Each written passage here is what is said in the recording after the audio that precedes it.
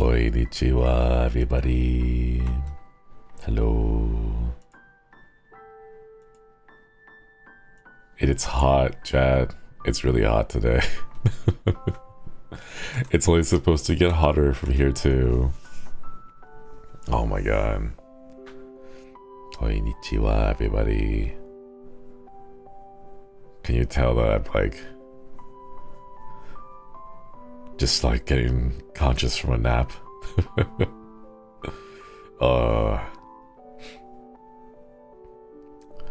Goodness, stay safe. Yeah, it's a big heat wave. It's supposed to get worse next week too, so got that to look forward to. Try to stay cool, everybody. I'm scared for the heat to rise next week. Yeah, next week is supposed to be like one of the worst ones.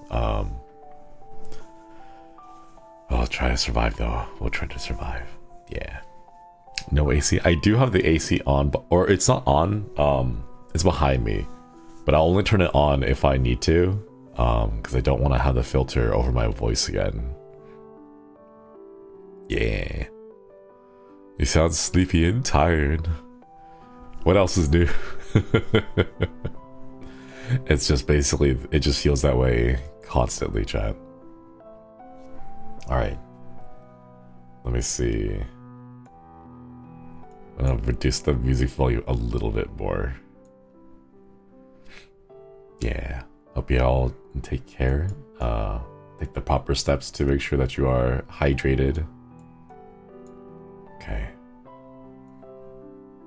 How does it sound, chat? Does it sound... I hope the background music isn't too loud? Yeah. Stay hydrated. Make sure you stay away from like the sun, like direct sunlight is I think the worst part. If you have to go outside, make sure you wear sunscreen, and make sure you also have like, if you have the option to, like a opaque umbrella, just to like block out the sun. That'd be nice to have. But yeah. Okay, right now my room is 73 because it's just coming off from being air conditioned. Let's see how fast it'll climb up. Yeah. Shades an umbrella for eyes. Exactly. Yeah. Make sure you guys stay hydrated. UV umbrella covered in lace. Vampire parasol. Yeah, you can like spruce them up to make them look cooler. More like aesthetics. Yeah. Long sleeves. Yeah. Long sleeves are always important too. Alright, chat. Hello. Konnichiwa. Today we are playing... hang on, soup. Today we are playing If Monsters, Why Cute? Yeah. So this is a fan community visual novel. It's a whole honkin' visual novel. It's not just a small thing, apparently. It's like two and a half hours long. So a lot of work, a lot of energy, a lot of time, a lot of love was put into this. So I'm excited to find out what you guys have in store for it. Yeah, it's amazing. It's so much. That's so much work. 2.5 hours? Like, oh my god. I like put a lot of work into planning a scene in OBS. I spent like 10 hours only for the scene to be done in like 5 minutes.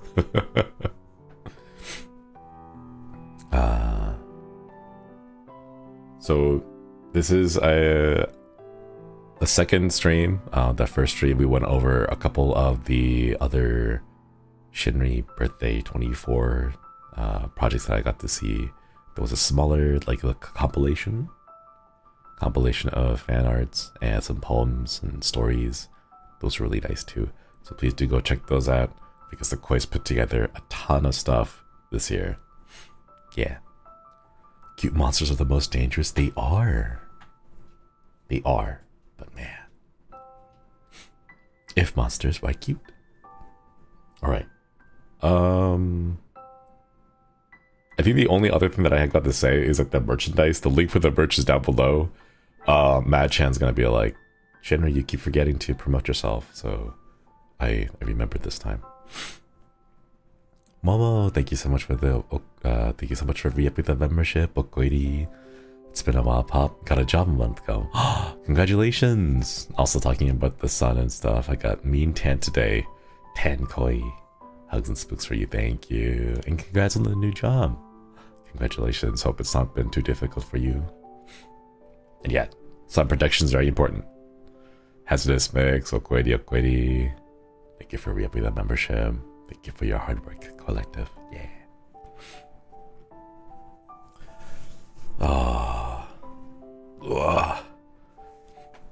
I remember last year, the Koi's also put together another visual novel that had like alternate versions of like, you had like a boss fight where like an alternate me, and like, man, y'all are cracked at this. Like how so many creative things.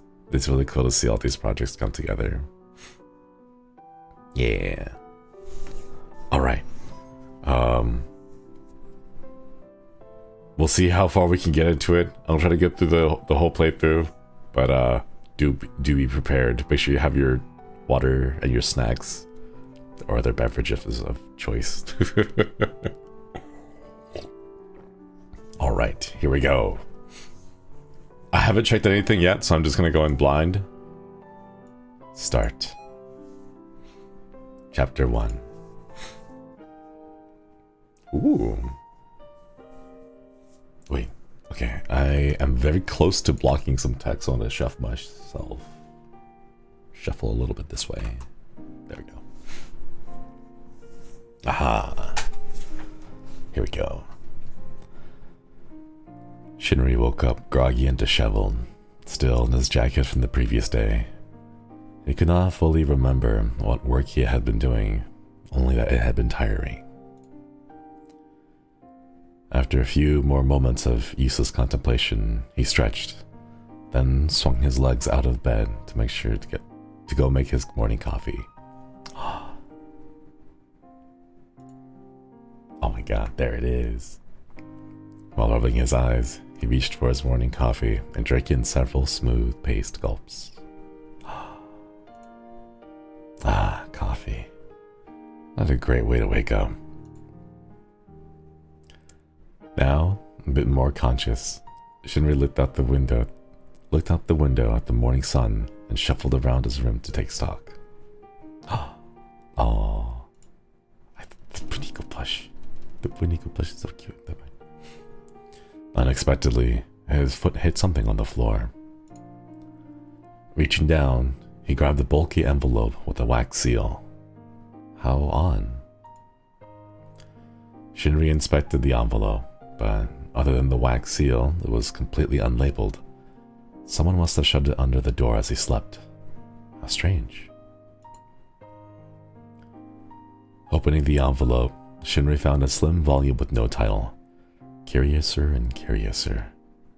With great interest, Shinri opened the volume to read it. The book's title page proclaimed it to be If Monsters, Why Cute? A serious essay on improving the treatment of our fellow sentients. How intriguing. I think that's kind of cute. The small book was, as promised, a rather thorough essay on mistreatment of monsters. Monsters are fellow sentient beings after all, and as such, not inherently good or evil, other than by upbringing. With proper treatment, respect, and even friendship or love, surely monsters could become productive members of society, rather than feared outcasts. So, why not think about it the next time you see a monster? They might just be cute, not evil. Shinri finished reading and closed the volume. How did someone notice send me this wonderful book? Could monsters be our friends? Could monsters be cute? Seems like there's a kindred soul out there. Shinri resolved to take his essay's words to heart and make an effort to reach out to his possible new monster friends. Shinri prepared to start his day. Finishing his coffee and grabbing his gear, he headed into the main section of the guild hall.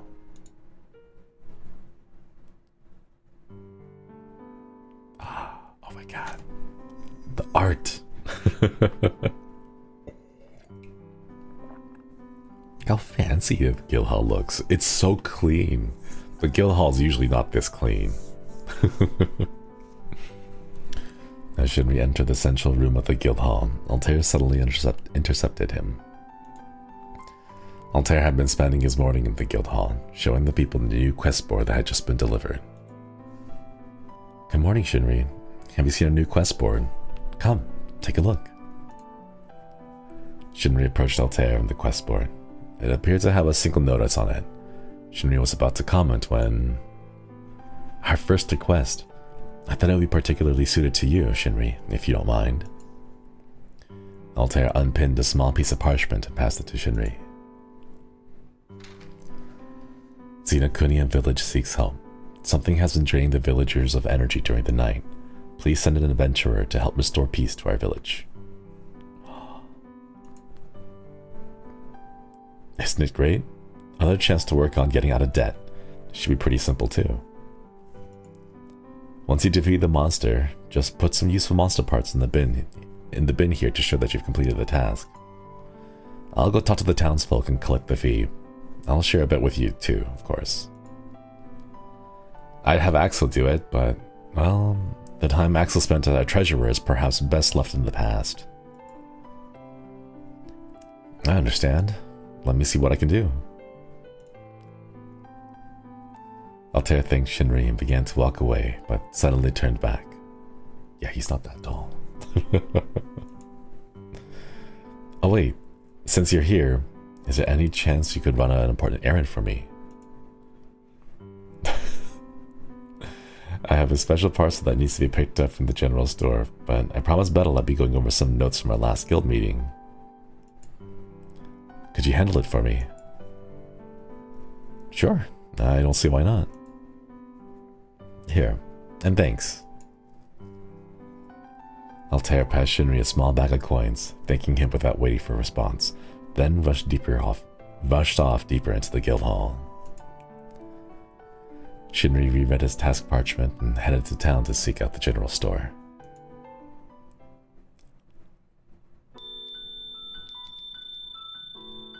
Oh my gosh. Wow. Chat, look at the flowers hanging there in the background. Oh, look at the detail. Whoa. I wish I could get a zoom in to see what's inside these jars. Fake coins. It's a bag of chocolate coins, and it's not there to be money. It's there to be like a morale boost. It's not like legal currency, so it's just chocolate coins. So like, at least it looks like you have money, but then you get sad because you know it's not real money. But when you get sad, you can open one of the chocolate coins and eat it, and then the chocolate makes you feel happier. And then the problem was solved once and for all. Tempest was never poor after that.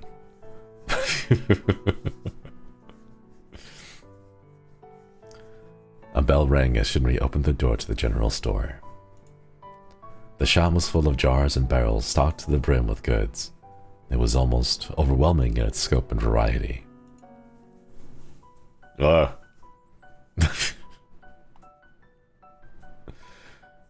Shinri looked around. He noticed a worn wooden mannequin behind the till, sporting a shiny top hat. No one else appeared to be at the shop. The music is still happy, so I'm going to assume it's not a horror segment.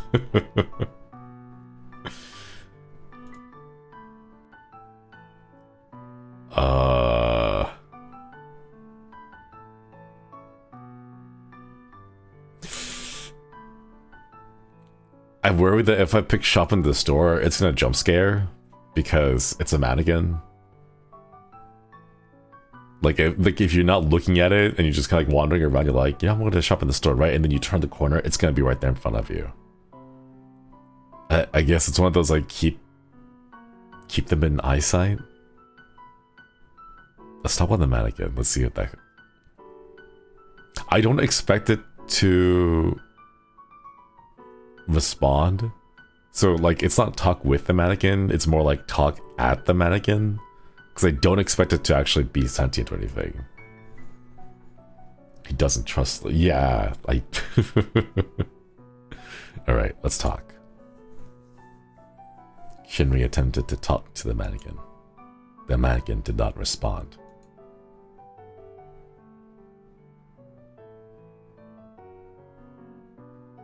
But is it just faking it?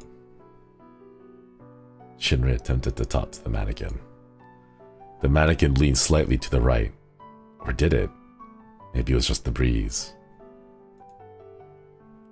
Wait, the dialogue changed. The dialogue changed. Now we have to keep talking to it. We have to keep poking it. Shinri attempted to talk to the mannequin. The mannequin leaned slightly to the right. Or did it? Maybe it was just the breeze. See, now we have to keep talking. We gotta keep talking until it runs out and starts repeating. Shinri attempted to talk to the mannequin. The mannequin leaned slightly to the right. What did it? Maybe it's just the breeze. Wait, what? Wait, wasn't the first time to the left? The mannequin stood unmoving, as though it had not heard a word. Wait, it's not moving this time. Okay, hold up. Shinri attempted to talk to the mannequin. The mannequin remained still. It did not respond.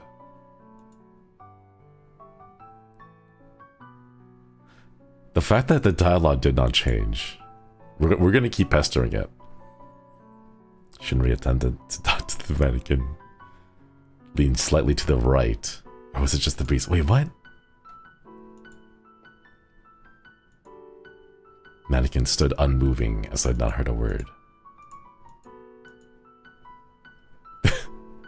The mannequin stared into Shinri's soul. That is, if a mannequin could stare. How strange. What? Wait, What? Is there more? Lean slightly to the right. The mannequin stared into his soul. Okay, I think it's okay. Now I think it. Okay, now I think we've done. We've gone through it all. Your boy Stephen Adams. Hello, Goity. Thank you for reviewing the membership. Welcome back. Let's try one more time. Unmoving. Okay. Okay, fine. I am satisfied. Shinri decided to shop in the store. There were so many things to look at. Potions, food stocks, weapons, armor, even little toys. Ah, that belonged goggles. That's why I estimated Shinri time is 5 hours. Thank you for the super. I have to find out. I have to know, chat. Oh my goodness. For Regis Altair. Small blue bag. After looking around, Shinri noticed a small leather bag labeled for Regis Altair sitting on the shop counter. Shinri looked around for the shop clerk, but was only met with a mannequin. After a few moments of thought, he left Altair's bag of coins in the shop register, nodded gingerly to the mannequin, and left with Altair's goods.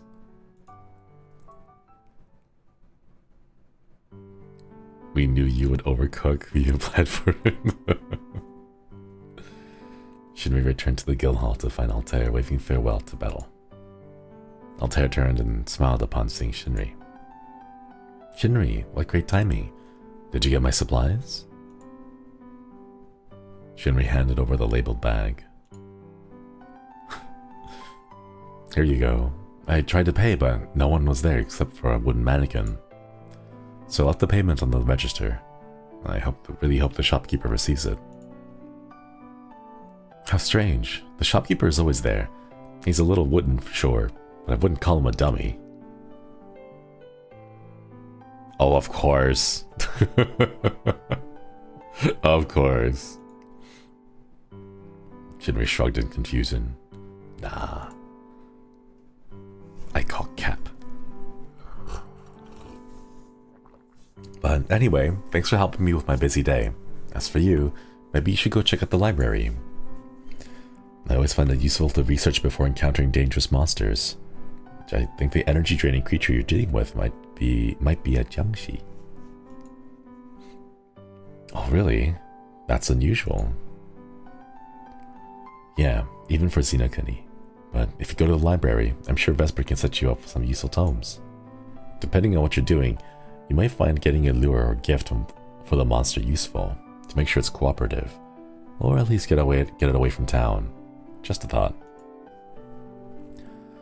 Though the guild is low on funds right now, so you might need to stream to pay for it if you find you need to buy something. I understand. I'll go see Vesper. Thanks. Shinri was about to continue, but both boys could see Vadi was approaching something on his mind. So Altair gestured Shinri to the library and advanced towards Magni.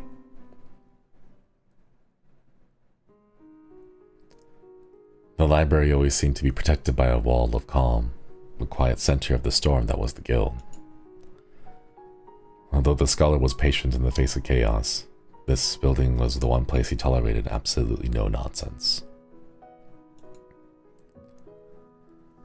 A light grin slipped across Shinri's face at the recollection of Axel's punishment for chasing an axolotl into the stacks. His face, while being forced to read under duress, was something Shinri would definitely remember for a long time. He was wondering where to start his search when a quiet squeak caught his attention. Glancing upwards, he saw familiar bat wings darting through the air. Not an unusual sight for a library, but what had caught his attention was what it held in its claws. It was something small and purple, and was it tied up in a rope? He lifted a foot to follow and investigate when Vesper strode around the corner of one of the stacks, a pile of books in his arm. Shinri, did you have any assigned duties in the library today? Shinri held up a parchment that Altair had given him. Yes and no. Altair handed me a new task, and I thought it would be best to learn what I can before heading out. The glorious leader has always been good at delegating. May I see? Shinri held a note out for him to read, and Vesper pursed his lips, clearly searching his memory. Ah, I remember. Come this way. He picked the direction and led Shinri down the rows of books, until at last stopped at a particular line of shelves. There's a good coverage of myths, folklore, and legends here. If you're doing a monster-related search, this would be a good place to start. A frantic squeak distracted Shinri, but Vesper was already moving down the aisle, gloved finger dragging lightly across the spines. Considering the circumstances, it may behoove you to memorize the location of this particular stack. Ah, here we are. Another squeak echoed as he pulled up the book, but the scholar seemed entirely unconcerned. This holds a good overview of backgrounds and general habits of various monsters. You can probably find the likes and dislikes as well, perhaps for baiting or calming the creature.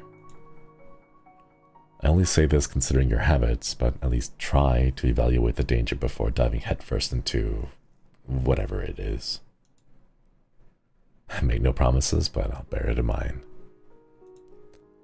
I suppose that's all I can ask. Here you go. Vesper gave him the book, and Shinri flipped through it, trying to ignore the increasing frequency of the creature's squeaks. Remember also that if you need any items, you can stream for some money and buy necessities from the shop. Dude, is it like a streaming minigame in this novel? It's like the second time that you guys have mentioned. Yeah, what's this for? Breaking the... Is it breaking the fourth wall or like... Get a little bestia here.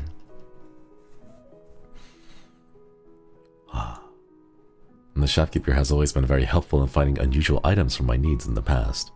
Quite an affable gentleman, really. That's helpful to know. Thank you. Do you hear something, though? Vesper lifted an eyebrow in confusion before understanding dawned, and he nodded. No, he can't hear, because as you get older, you lose sensitivity in hearing certain frequencies, and the highest frequencies are usually the first to go. So at a certain age, you can't hear high-pitched squeaks anymore. There's like a phone app that does that too, where it plays the speaker really loud and it goes through all the tones. Yeah, that's what happens. You lose your hearing as you get older. Also, it's natural to lose hearing as you get older. It's just how your bodies work. So, like, don't get spooked.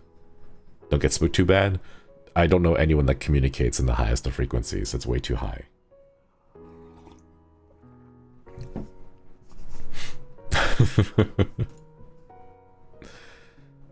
Don't worry about it.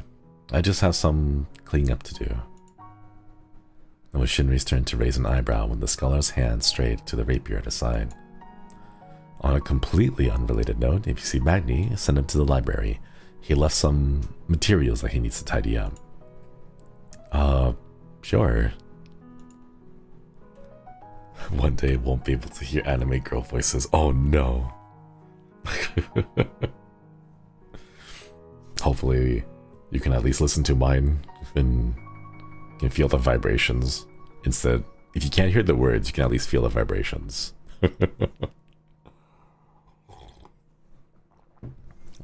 I'll leave you here then. Please remember to return everything as you found it.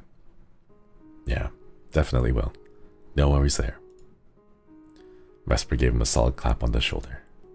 Don't forget what I said about streaming for money to buy items from the shop.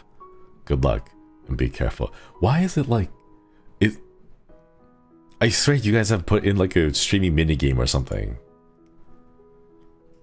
With that friendly goodbye, the scholar strode away, not back to the front desk, but deeper into the library's darkness.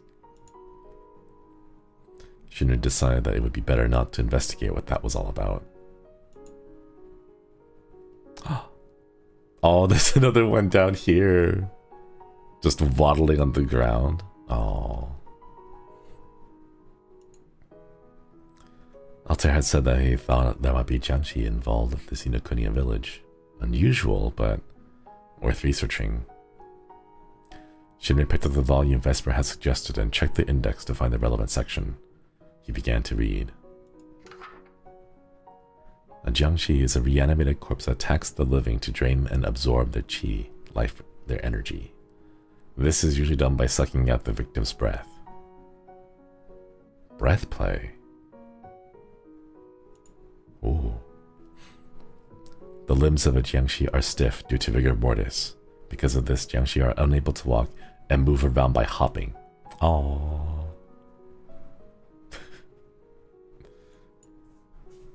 Although they have been called hopping vampires, Jiangshi do not drink blood. There was a light green sticky note affixed to this slide. It said, "Wrong, vampires do not exist. They do not drink blood. What even is a vampire? Preposterous." Huh. What a strange note. Shinri wondered about who had added it. He returned to reading the book. When a soul cannot leave the body after death, a corpse can become a Jiangshi. This can occur in cases of violent or unnatural death. An unburied or improperly buried body can also become a Jiangshi. Because Jiangshi hunt by sound and smell instead of sight, you can hide from one by holding your breath. Ooh. I've always wondered, like, are we safer now in the modern age because you can get like Axe body spray? Because Jiangshi, if they hunt by sound and smell, right, and it tries to attack you, you're like, hey, I bet you've never encountered Axe body spray before, because like it was invented after you died, you know. So like they're just expecting to like smell you and try to hunt you down, and then like they jump in front of you and then just blast them in the face with Axe body spray, and then it just smells like a high school locker room. With Axe, you're safe from human contact too. Exactly. Pocket sand. Sha sha sha. I wonder. Oh my god! And like by sound, you could play something that's like really stupid and catchy, like the Baby Shark song. Like imagine like being out of time in that way. You know, like all the people that you used to haunt before you, and then like as time goes through, like technology changes, but you haven't really adapted to it. So like you're trying to hunt, but every single person you try to hunt plays Baby Shark and then sprays you in the face with Axe, you know?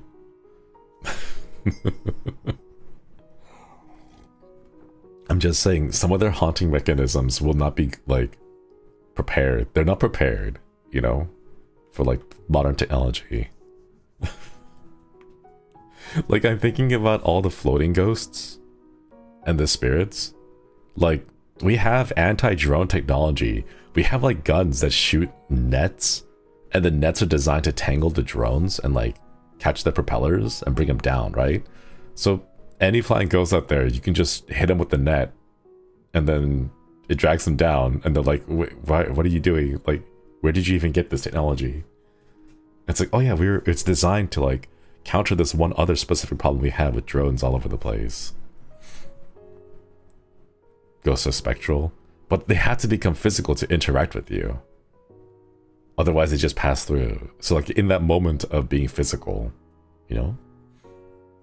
Would they phase through the net unless it's enchanted?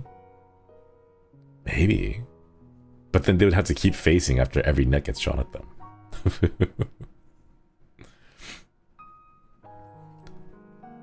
I still think just spraying them in the face with Axe body spray is probably the best bet. If you're being pursued by Jiangshi and drop a bag of coins, it will stop chasing you to count them. Oh no! The Jiangshi is like me. I dropped my bag of coins because in Japan we had a lot of coins, and I needed a small coin purse, but like I didn't want to lose anything because like it's very easy to like forget, but 100 yen is like $1. So you gotta count to make sure you don't lose anything. Wait, that's kind of cute. If you're being pursued by a Jiangshi and drop a bag of coins, it'll stop chasing you to count them. Is it counting them to make sure it's all there? But then how would it know how many coins were in the bag to begin with? You know? Or does it just like counting coins in general? Because I know some friends who like that. They like get toothpicks and they drop it on the ground and then they just like count all the toothpicks that are like connected to each other. I think it's more an obsession with counting. That's kind of cute. Counting and then pass it back to you. Aww. That's kind of cute. Jiangshi can be appeased with a paper talisman placed on his forehead. Other weaknesses include 8-sided mirrors, brooms, the call of a rooster, and the ringing of a bell. Those are very specific weaknesses. What does it do though? Like, I want to know how... I mean, like, my weakness is a broom. If like Mama Suiji came in with the broom and swung it at me, like, that would also be a weakness of mine. You know, like getting physically attacked by brooms. And for the call of a rooster, like, does it have to be a live rooster? If I have like a really high definition recording and I just play it from my phone, is that... Oh, that'd be so mean. You know, you have like a soundboard button, like in a soundboard app, and then you have like one button that just is a rooster, and you're like, don't make me hit this button. Don't make me play the rooster sound effect. Oh no. That's so sad. I like the ringing of a bell. Like, do jingle bells work? Or does it have to be like a loud bell, like a gong, or like a were those like the really huge bells that the Japanese people have at the temples? I saw them like, what did they have to do? They had to like get like a team of people to like pull the, yeah, like a large church bell. Like, would that work too? I want to know. I bet any bell, any kind of vibrating metal object. Some legends say that a Jiangshi holds onto the dying breath, and if it is sucked out or expelled, they turn back into harmless corpse. Ooh. So you have to kiss them. Steal their breath away, literally. There was still a bit more, but Shinri thought he had the gist of it. What an interesting creature. Shinri decided to head out and prepare for this mission with a quick stream, followed by a trip to the general store. Shinri returned to his room and booted up his computer. The screen lit up, revealing a cute possum background. Aww. Shinri reached for his headphones and prepared to stream. That's really cute. That's adorable. What the heck? Aww. Begin streaming. Wow. This is so meta, chat. We're gonna begin streaming. Shinri began to stream, as usual, with the gentle Konnichiwa, and interacted with the chat for a few minutes before getting into the meat of the stream. Shinri streamed an emotional indie game. Every koi was crying by the end of the game. Shinri ended the stream with the koyasumi, and everyone left satisfied. Why does it give... It gives, like, and everyone clapped. I don't... That's how easy it is, chat. You hit a button, and then you open, everyone cries, and you end. Boom. Streaming. Made simple.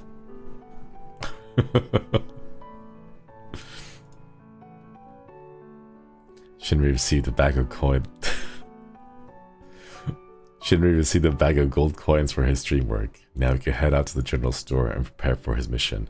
Where did the coins come from? Chat. When I stream, nobody comes after and just like gives me a bag of... Actually, that'd be kind of scary. That'd be kind of scary. Like, you finish streaming and then there's a guy in a suit that just walks up. Good job today. Gives you like a bag of coins. You're like, where did you come from? Who are you? How did you get in here? And then they just like vanish as soon, you know, just... You look down, you see the coins, you look up, he's gone. It's like, what the heck?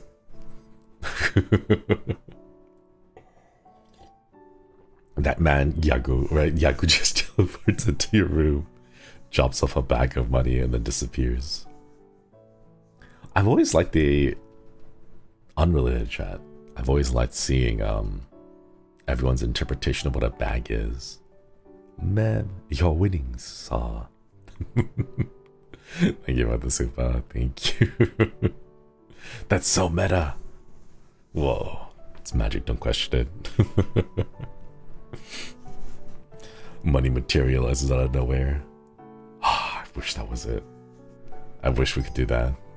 Because if I want my money to materialize, I have to wait like 3 days or pay a fee to make the money not fake and turn it into real money. And it's like, what?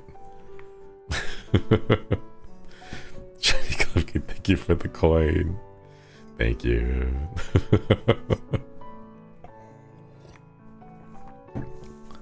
Lore accurate, yeah. Happy belated birthday, thank you. Thank you, thank you. I'm curious to see what this shop looks like now. Oh, it's the same one. I thought this would be a different one. Is the mannequin still gonna be here? As Shinri entered the store, the bell chimed brightly. As before, Shinri was awed by the sheer scope of the items contained by the general store. Honk? Honk? What?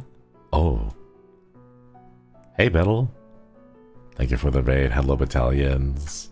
Hello, hello. Battalions? Battalion? Is battalion a name for both the singular and the plural? Or how does it go? Do battalions have like an individual... Oh, you messed up the redirect. Drops gold coin for Shivi. Witchy, thank you, thank you. Bobo, thank you. Thank you for the supas. Battlehead. Oh, battleheads are the individual ones. Maybe. Battalion plural, battlehead singular, I think. Ah, I see, I see. Singular's battlehead. That's kind of cute. I never see them individually. Like, I know mine are like companions for individuals. But then, like, I almost never see, like, battalions in, like, an individual basis. They're always in, like, big swarms and groups. 1ID, thank you. Flayon's big titties. Thank you for re-upping the membership. Upgrading, thank you for the 7 months. Marson Abaddon, thank you for the super justicles up there, too. Season Soul, thank you for re-upping the membership. Upgrading. Geese come in packs, battalions strong together. Asian Weeby, big love real. Thank you, Ghoulish. Thank you for the 8 months. Okoidi. We are going through a visual novel that the Kois have put together for my birthday, and it's a hunkin' chunker. Oh wait, hold up. I should. Here. Let me go ahead and drop in the link into chat, and I'll just go ahead and pin that because it's really cool. It's on the itch.io host pin message. There we go. Yeah, it's a whole visual novel that the guys put together. Yeah, heckin' chunker. 2.5 hours of game time estimated. It's a lot more for me though, because we're gonna get distracted. DVR is on? Oh shoot. I thought I turned that off. Did it turn back on again? What on earth? Let me see. Flapdoodle, thank you for the 6 months. Upgradey. Enable? No, it's off now. Okay, there we go. Thank you for letting me know. Okay, there we go. We are currently at 80 degrees Fahrenheit. I'm gonna survive. I'm gonna see if I can get to like 85 maybe, and then I'll turn the AC on to cool down my room a little bit. Alright. Shinri perused the shelves, checking for various supplies he'd need for the mission. As on his previous visit, no one else was present except for a wooden mannequin. That is, if the wooden mannequin could be considered present. Shinri shuddered a bit as he glanced at its direction. Okay, now we gotta go talk again, see what's going on. Shinri attempted to talk to the mannequin. The mannequin did not respond. One more time. The mannequin did not respond. Another time. The mannequin stared into Shinri's soul. That is, if a mannequin could stare.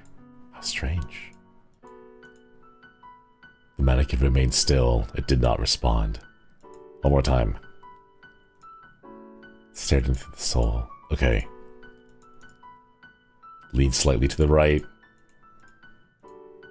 Mannequin did not respond.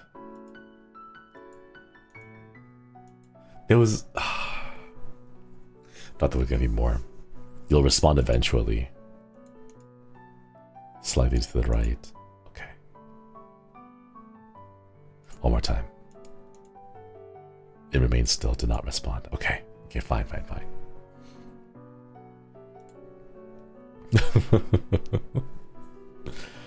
As he looked away, his eyes fell on a collection of paper talismans. How lucky. It was just what he'd been looking for. Shinri selected a promising-looking talisman and took his items to the register. There still appeared to be the only mannequin. As there still appeared to be only the mannequin in the shop, he counted his money, then placed the bag of coins on the counter and left. Ah. Wait. Ooh. It was dusk when Shinri arrived at the village, his pack heavy on his shoulder.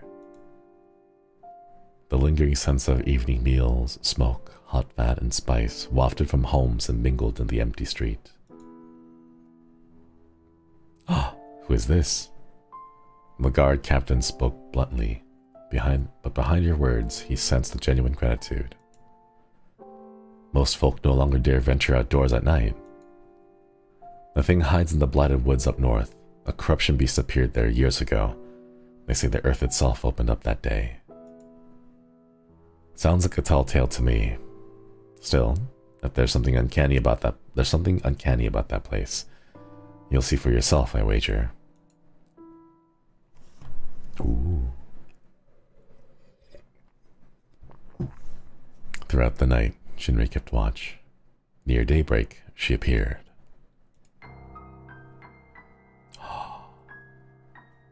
Ooh. Advancing in short hops, outstretched arms stiff and straight as poles, an undead creature of pure instinct, driven by hunger, blindly hunting for human prey. I mean, that just sounds like most drunk people at 2 a.m. Her hair is really cute. Oh my god. Her eyes gleamed like grains of cinnabar, and her shockingly white hair outshone the moon. Her form was tall and slender. Her bare skin was the soft color of oak moss, but smooth and unblemished, and her elegant fingers ended in 10 sharp talons.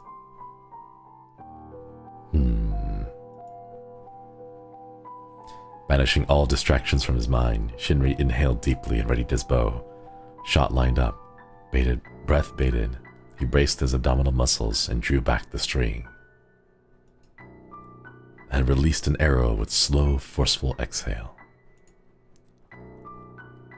Ah, she has really pretty eyes. What? The Jiangshi snapped to attention. To his shock, she struck his shot down without a glance, then pivoted to face him, as though she had picked up on his scent. He fired again. She sprang high above the attack and bounded at him with alarming speed. Within seconds, she had closed the distance and knife-like claws grazed his ear. He realized she was almost as tall as he was. She tall. Her willowy frame belied a monstrous strength. She attacked, unrelenting, until his back was literally against the wall. She seized him. Her mouth split open with a hiss as she tried to snatch the breath from his lips. It took all his might to hold her back. Just then, a rooster's crow pierced the air. The Jiangshi recoiled and fled. Though shaken, Shinri set off in pursuit. Cabedon by tall lady.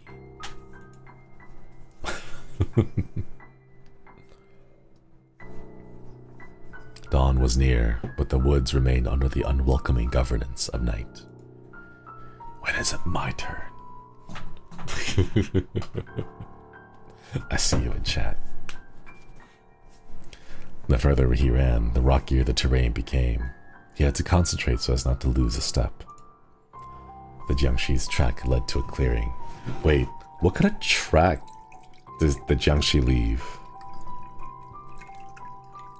Is she like a bunny? Then they hop, so you just see like little pairs of feet like hopping through the ground? Not like walking tracks, right? Yeah, like a bunch of hopping footprints. So it would have, yeah, 2 steps side by side. It would just be like a bunny. Golden Pat, thank you for the 16 months. Okwiri. It should have been me. Okwiri, thank you before we upgrade the membership. I think so. Yeah, it'd be like 2 little bunny hops. That's really cute. Oh my god.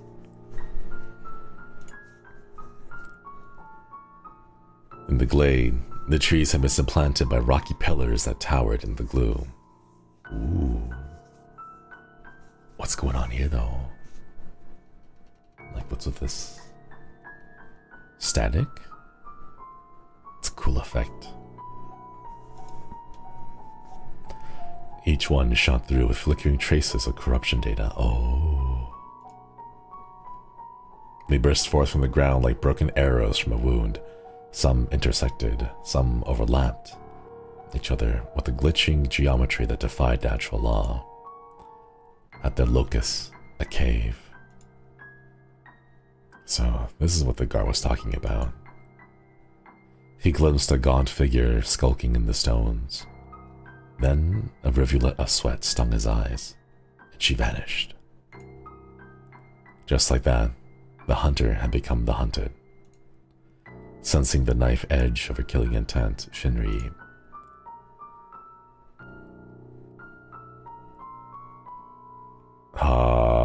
loosened his coin purse and threw it down, remained calm and held his breath.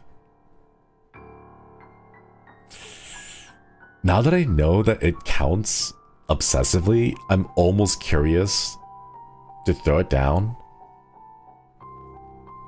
But I also have the realization that I would throw the coin purse down and there's a very high likelihood that it's empty.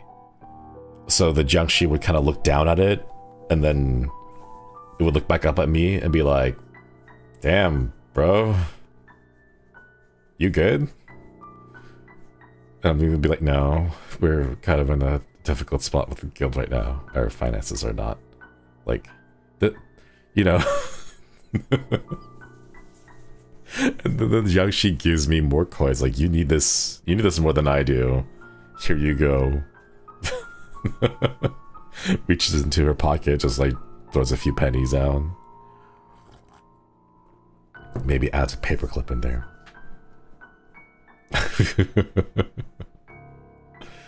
Okay, since we know that it likes to count, let's go ahead and throw the coin purse and then, fingers crossed, pray that we actually have money in the purse when we throw it, or it's just gonna be really sad. The Jiangshi pounced, but her attack stopped short when she heard jingling coins spilling over the rocks. Only some of them are real coins, the others are chocolate. Crouching, she scraped them up with her sharp, pretty nails and began to count. Doing the research pays off. This was his chance. He pulled the talisman from his jacket and pressed it to her forehead. Her body jolted upright, then fell stiff and prone. Shinri sprang back, knocked an arrow, took aim, and... Wait, please. Her voice was plaintive and hauntingly pretty. In a flash, his resolve shattered. Was this the talisman's effect? Shinri hesitated. The mellow voice rang out again. So, if you're not going to kill me, could you, I don't know, help me up? Actually, she sounded really irritated. Shinri, bemused, secured his bow and rushed to her aid. Careful now. Let's take it slow. Her muscles were stiff and unyielding, but with patience, he managed to get her on her feet. It was strange not to feel the warmth of a living body where she leaned against him. Her skin was cool as the morning air. I'm not sure what you did, but I haven't felt this clear-headed in a while. So, thanks, I guess? Aww. Cute. His lips quirked. He couldn't resist replying in kind. You're welcome, I guess? To his delight, she had a cute little laugh.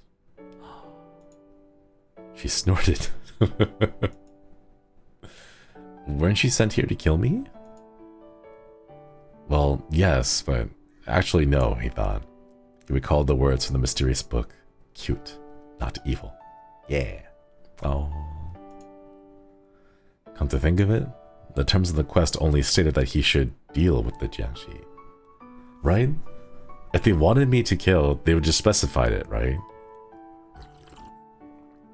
Like, take him out. With a sniper rifle, or like on a date? Gotta be specific. It stood to reason that, as an experienced professional adventurer, he had the authority to interpret the meaning of these terms on a case-by-case basis. Obviously. He shook his head. No, I was sent here to solve a problem. I believe there's more than one way to do that. She gave a wry smile. Oh, the little smile, look at that. It's like the smallest of little threes. Like the corners of her lips like curling up a little bit. That makes me the problem, doesn't it? Not what I meant. Tell me, how do you solve a Jiangshi problem? The first step to solving a problem, which I'm not saying you are, is to learn about it. Aww, that smile. What do you want to know? Your name, for starters. I'm Josuichi Shinri from Guild Tempest. And you are? Wang Yongmei?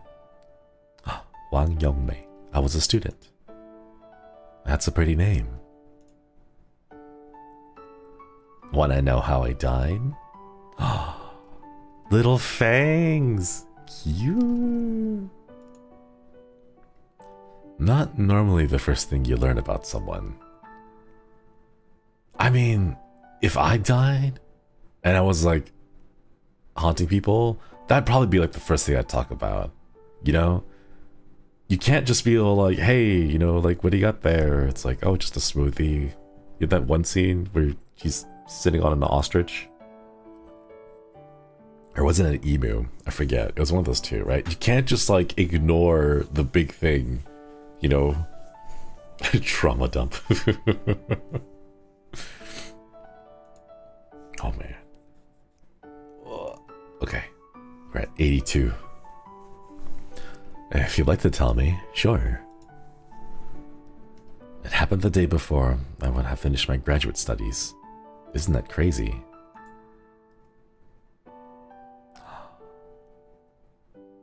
It'd been a while since I've had time for myself, so I took a walk here in the woods.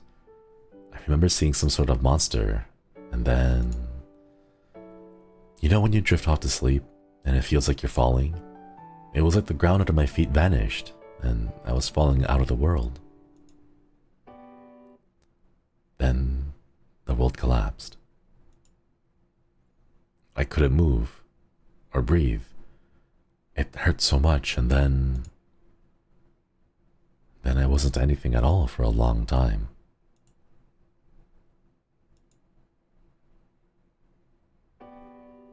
Strange story, isn't it? I've never gotten to tell it before. The next thing I remember is waking up to a sharp pain devouring me from the inside. Underground, there was no air or light, only my body and the gnawing hunger inside of it. So I began to dig. It was the only thing I could do. When I got out, I didn't realize how much time had passed, but I knew I was no longer recognized to anyone in the village. Maybe that's how I managed to feed on them so easily, the first time. Again, it was the only thing I could do. Soon after, I came to hate this miserable existence.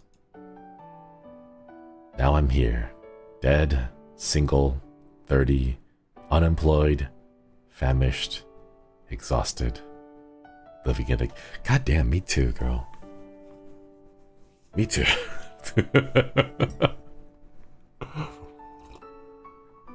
Then again, I've always been like this. Did you guys just take like my like... Oh my gosh, you guys like took my what would be my dating profile and then just stuck it all in here. Literally me for real, for real. Same though. Personal attack.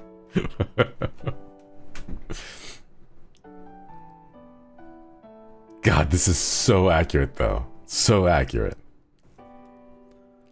Shinri raised an eyebrow. You've always been like this? Yeah. Oh, no, not the, She wiggled her talons menacingly. That's so cute. Oh. Oh my god. Wanted Chimera. Good news, I had a job interview the day after your birthday stream and now I've got the job. A new life begins. Congratulations. Let's go. That's so exciting. I wish you the best in your new job. Congrats on getting it. Let's go. Thank you so much for this, Super. Make sure you take care of yourself though. Take care of yourself. Give yourself that time to learn the ropes of the new job. Get a good habit of making it work. Not too much though. I don't know where I'm going with this. Congratulations on the new job. Congrats.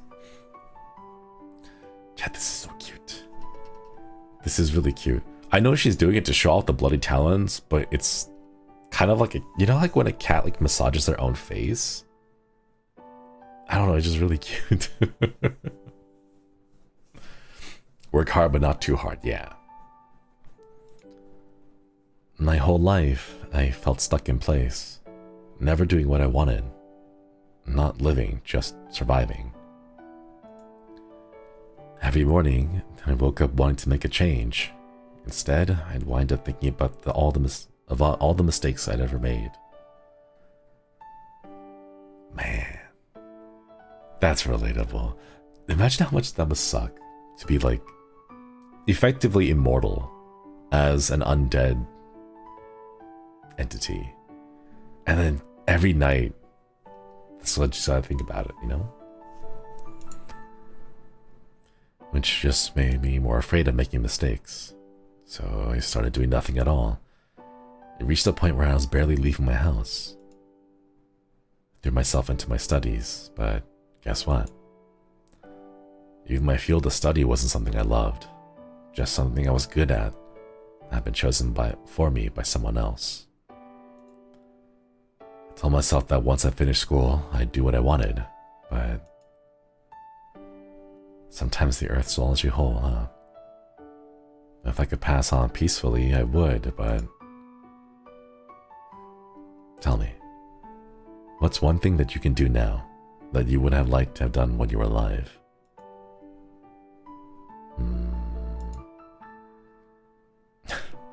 Maybe you spent some time with a nice, handsome guy like you?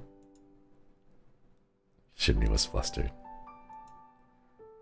Well, it seems to me like you're trying to change the subject. But I'd like to help you in any way I can. But what can we do? My body is stiff as a board. I can't tolerate sunlight. Getting a bite to eat is out of the question.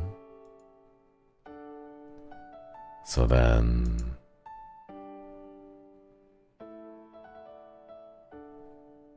we'll just do what you want to do? Why not feed on me?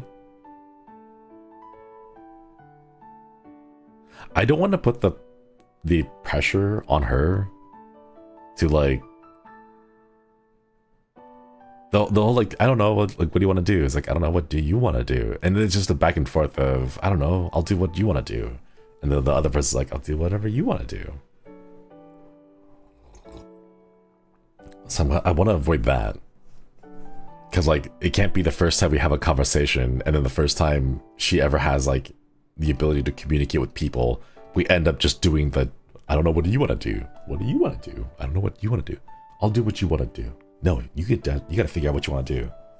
I'll do what you want to do. Like, oh my god, we can't add that. Imagine just being stuck in that body, being forced to do all that and not being able to have that clear head. And that's the first conversation, you know?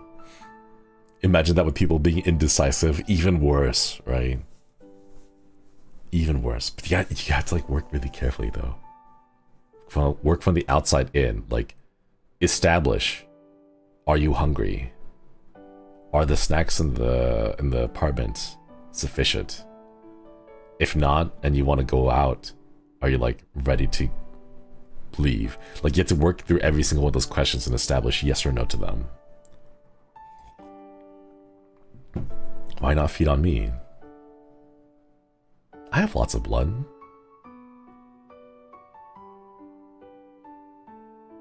They...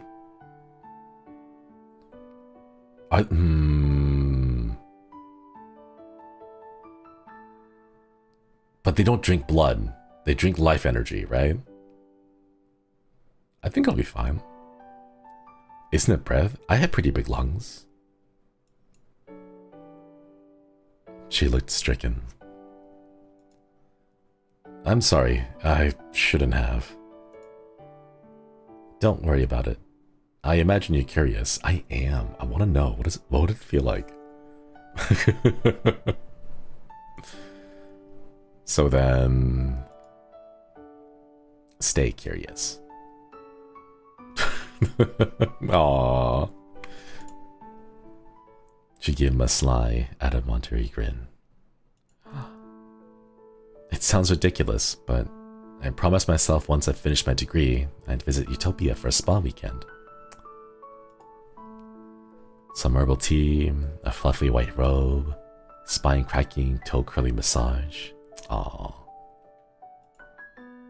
Shinri felt the compulsion to stretch, releasing some impressive pops and cracks in a low, grumbling sigh like a dragon's purr. Wait, do I pop right now? Okay, there is it. Yeah, a little bit of pops.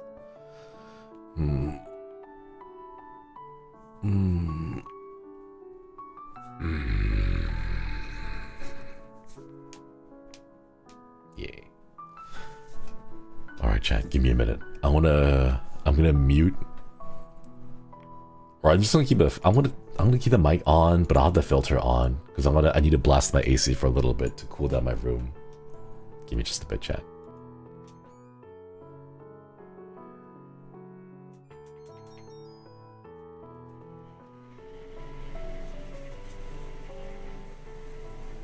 I don't know if you guys can hear that. It's like really loud. We're gonna take a quick little break. I'm gonna see if I can get myself to cool down the room a little bit.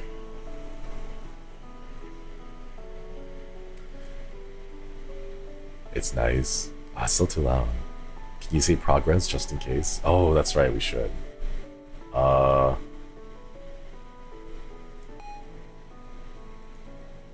Save. There we go. Oh no, wait, we should have been saving before all those dialogue options. Oh, okay. From now on, we need to start saving before we get to those dialogue options to make sure that we don't end up missing anything. No. The thing is, I don't know when those options will show up. Because when the option shows up, the UI disappears and you can't save on the same scene as where the options show up. So by the time I see the options, it's too late, you know? Save after each one. We might be able to do that. Or try to anticipate. But I'm not that good at anticipating things like that. It's Renbi. I believe so. It's the visual novel creator, maker, visual novel tool. I've seen a lot of people using it in the past. I want to try to learn how to use Renbi. I want to try that. Engine? Is it called would it be an engine? Is it appropriate to call it an engine? I want to try making a visual novel. I think we could learn. I think I could learn. Someone said you could right click to save. But does it work on the... other... when the option choices show up? Does it work on that screen? Maybe a visual novel make me stream would be fun. if I have a plot in mind, I'm not that creative at coming up with just random plots. If it's used to make visual novels, then it would be an engine. That's fair. Yeah, we can try it the next time. The team says it does. Oh, okay. We'll have to remember. I don't know what story to write for the visual novel, so I'm not sure how I would... Like, I'm bad at dialogue. I'm bad with conversations.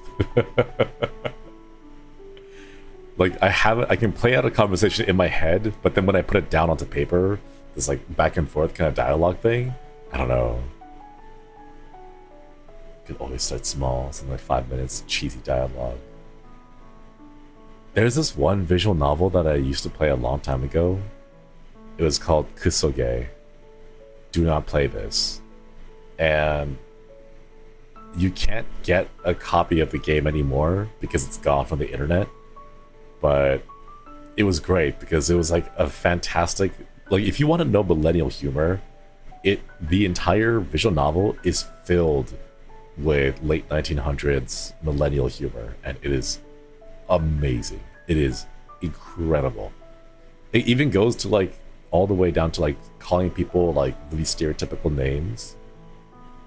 Like, it's just the memes, the sound effects, like the references that it puts in there are just so outdated. Sometimes to poke at words to make them feel right. That's at least that right. Anyway, maybe that can help you. Maybe. A lot of slash break coding too. You can always make a visual novel based on royalty-free short story, like something by H.P. Lovecraft. Oh, that's true. That'd be more like a proof of concept of making a visual novel work as opposed to like the creative experience of making the story from scratch. Could also, no one writes a novel in a day, man. I don't have practice. I've never really done those, like writing short stories. Please don't call it the late 1900s. Okay, there we go. Room is a little bit cooler now. Let's go ahead and turn the filter off. Yeah, there we go.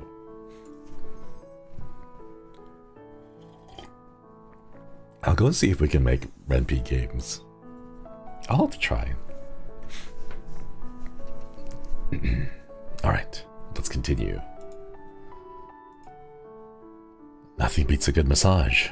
Hey, I know some techniques you could use on yours. You know how to give massages? Would you give me one? Oh. That's not, I mean, I wasn't. Oh, don't worry about it. It's the undead thing, right? It's a little weird, I get it. I understand if you really don't want to.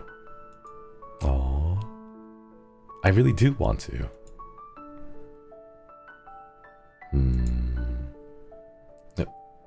That's not what I meant either. You're a little weird yourself, aren't you? Aw. If you want to, you can. Right. Then I guess we're doing this. Shinri pressed his palms against her lower back. Oh, your hands are warm. It's funny that I can feel you this. I can even feel this at all. I wonder how that works. Shinri's fingers started to glide over her back.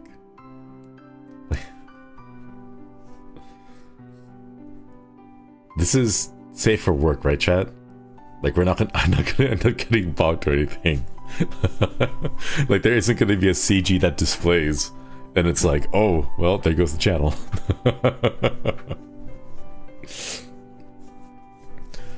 Shinri's fingers started to glide over her back. Come on, give me some pressure. Don't worry, we'll get there. Shinri's hands swept across her shoulders. Actually, this already feels amazing. Shinri pressed down firmly with the heel of his hand. There was a crunch. It's fine. Keep going. Shinri began to knead in earnest.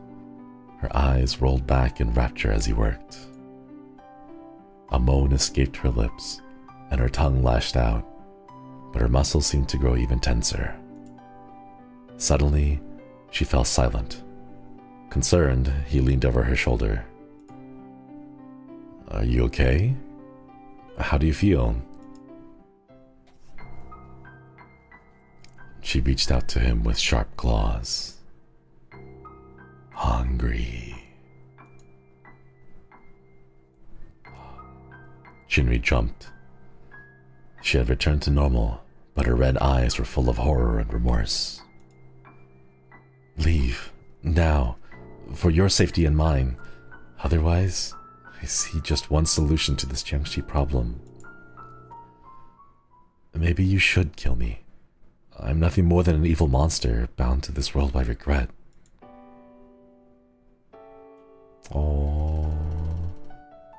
Oh. Poor thing. Hey, listen to me. The only purpose of regret is to teach you what you truly value. And you're not evil, Yongmei. You're a survivor. You're someone who dug your way out of a hopeless situation. You're someone who's been trying to protect and be kind to yourself. His words seemed to be reaching her. And the person you were yesterday isn't the person you are today. The regrets of your past belong to someone else now. And the person you are today isn't the person you have to be in the future. He clenched his stained left hand. I know a little bit about working for redemption. I decided long ago that I wouldn't let my failures define me. And you can do the same. I believe in you. If you believe in me, then I'll do my best. Starting today, I promise. A gentle wind rustled the tops of the trees. On the horizon, Shinri saw a pink light of dawn, but Yongmei's smile was even brighter. Shinri, I'm so glad my paths crossed with yours. But I have a confession to make. A confession? Shinri's heart skipped a beat. Does the confession have something to do...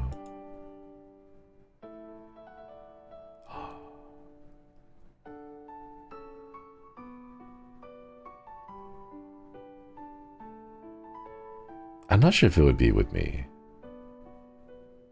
That's a little presumptuous. Right click. Oh wait, that's right. That's right. I've got to save. Save. Okay, right click does work. I wonder if she's gonna say like, "Oh, I'm actually like thousands of years old because I died a long, long time ago." Okay, maybe not thousands, but like, because she did tell us how she died. But you know, like, it's been a while. I don't know. We already saved, so we already did save. Save one more time. Okay, overwrite save data. There we go. With you? Maybe? Older women are in demand. The age of 30 is in demand. Yes. Double save. Okay, with you. Oh, so you noticed. I know I said you were handsome, but ever since I died, my vision has been so bad I can barely see past my nose. Even glasses don't help anymore. Which means I don't know what you look like at all. But could we try glasses? Could we try the glasses though? I think she would look cute with glasses. Oh. But I hear the kindness in your voice. I feel the warmth and encouragement you shared with me. And those things mean a lot to me. I even think they saved me in a way. why don't you, would you come closer so I can see you? Her bright red eyes. Cute. Shinri sat beside her. She leaned in until their faces were almost touching. How's this? She wore a curious expression. You're really not afraid of me, are you? Nope, not at all. Just sweet, you Shinri. How strange you are. A man who believes in the goodness of monsters. Suddenly, her hands clamped against either side of his head.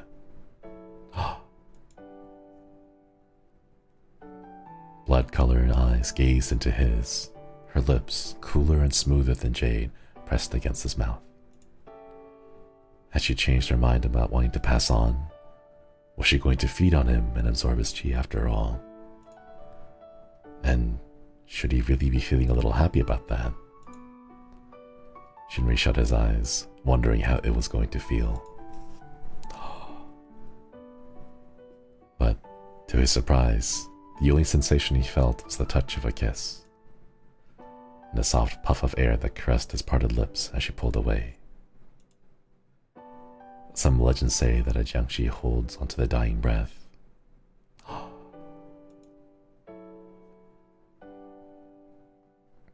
Young Mei, wait. No, Shinri. I feel at peace now, and I want to move on. This way, the village will be safe, and you... Well, maybe our paths might cross again in the afterlife. Still, I have no regrets. At last I got to do something I wanted.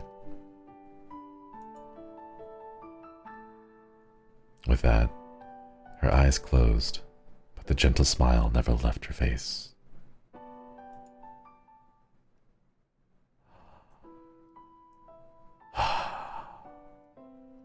No. Chat, why?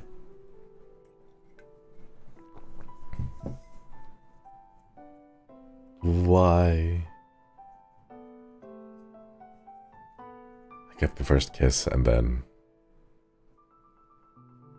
she just dies immediately afterwards. Oh no. Why, Chad? Could you do this to me? No. Man. Want to see how hard I can cry. Thank you for the soup. Takes your first kiss, then dips. Man. And she was so relatable too. She was so real. Man. Chat, why? Why?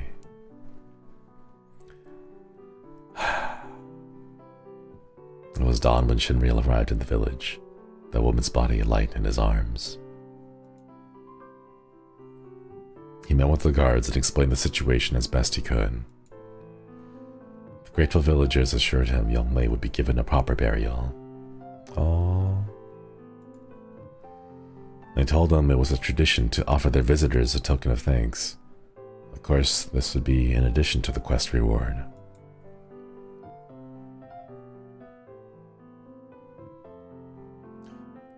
Aww. Wait, what? It's only a kiss. How did it end up like this? Babylon goggles. Thank you for the super. Man. To their surprise, he asked for nothing more than a pair of broken glasses.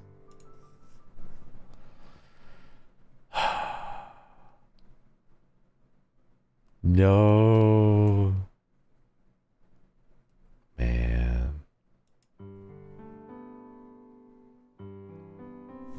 I bet the glasses would look really good on her though.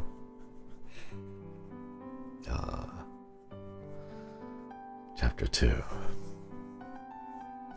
Shinri tapped her boot heel against the guild hall steps, dirt shaking off in little clumps. He had a moment to relax, to breathe and unwind after the mission. So he breathed in, eyes fluttering shut and open again. Walking inside, the halls are quiet. Too quiet. The boys are never quiet for this long. Right on cue, the door beside him cracked open like an arrow twang. Something snatching his arm.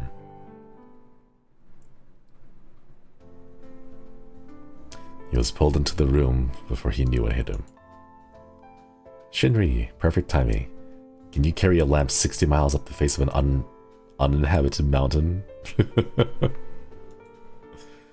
The guild alchemist had looked better.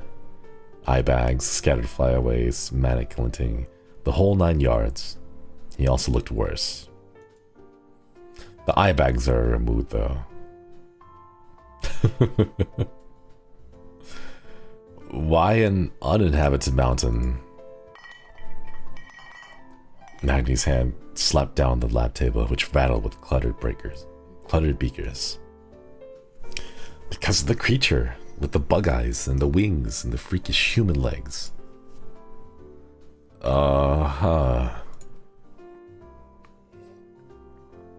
was now a magmite crawling from the table up Magni's arm. In a huff, he brushed it away.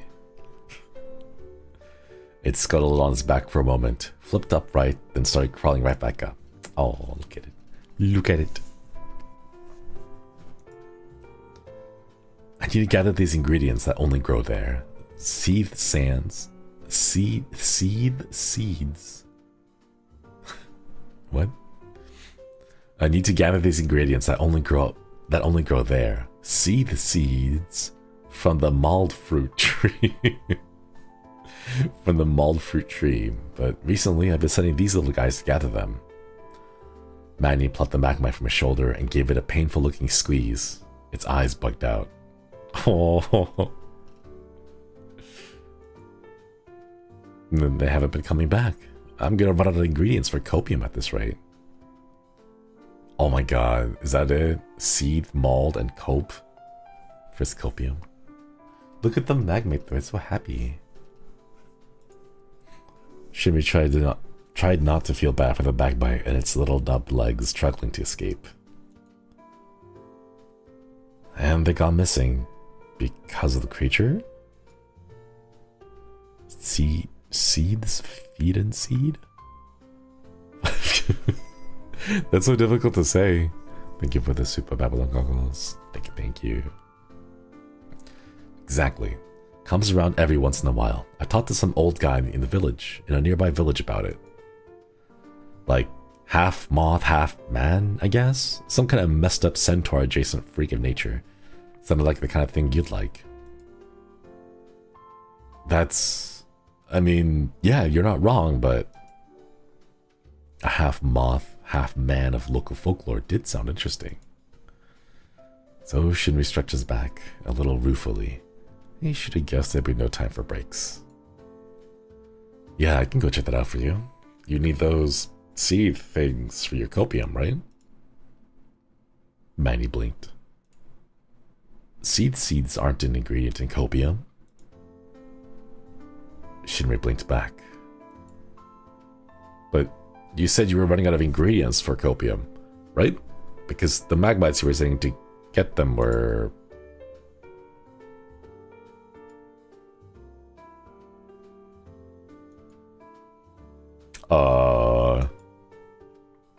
You know what? I'll get right on that. Magni grinned and tossed the magnet away to slap Shinri on the shoulder. Something shattered across the room on impact. Thanks, man. You're a lifesaver. Yeah. Don't mention it. No. That's got a copium as magmites. It's not Soylent as people. Soylent as people. It's not that. It's copium as magmites. Copium as magmites. Little question mark, yeah. With that, Shinri escaped the fumes of the lab and stumbled back outside. Not feeling especially like a lifesaver. Half moth, half man, was it? Let's see who we're heading off to meet this time. Ooh. Okay, chat, give me a minute. Gotta go. I've been drinking a whole bunch of water, so I'm gonna go in the idle meeting real quick. And then in the meantime, I'm gonna have my AC on. Hopefully it'll kind of chill the air a little while I'm away. Be right back. Oh, that is so loud. Give me just a bit, chat.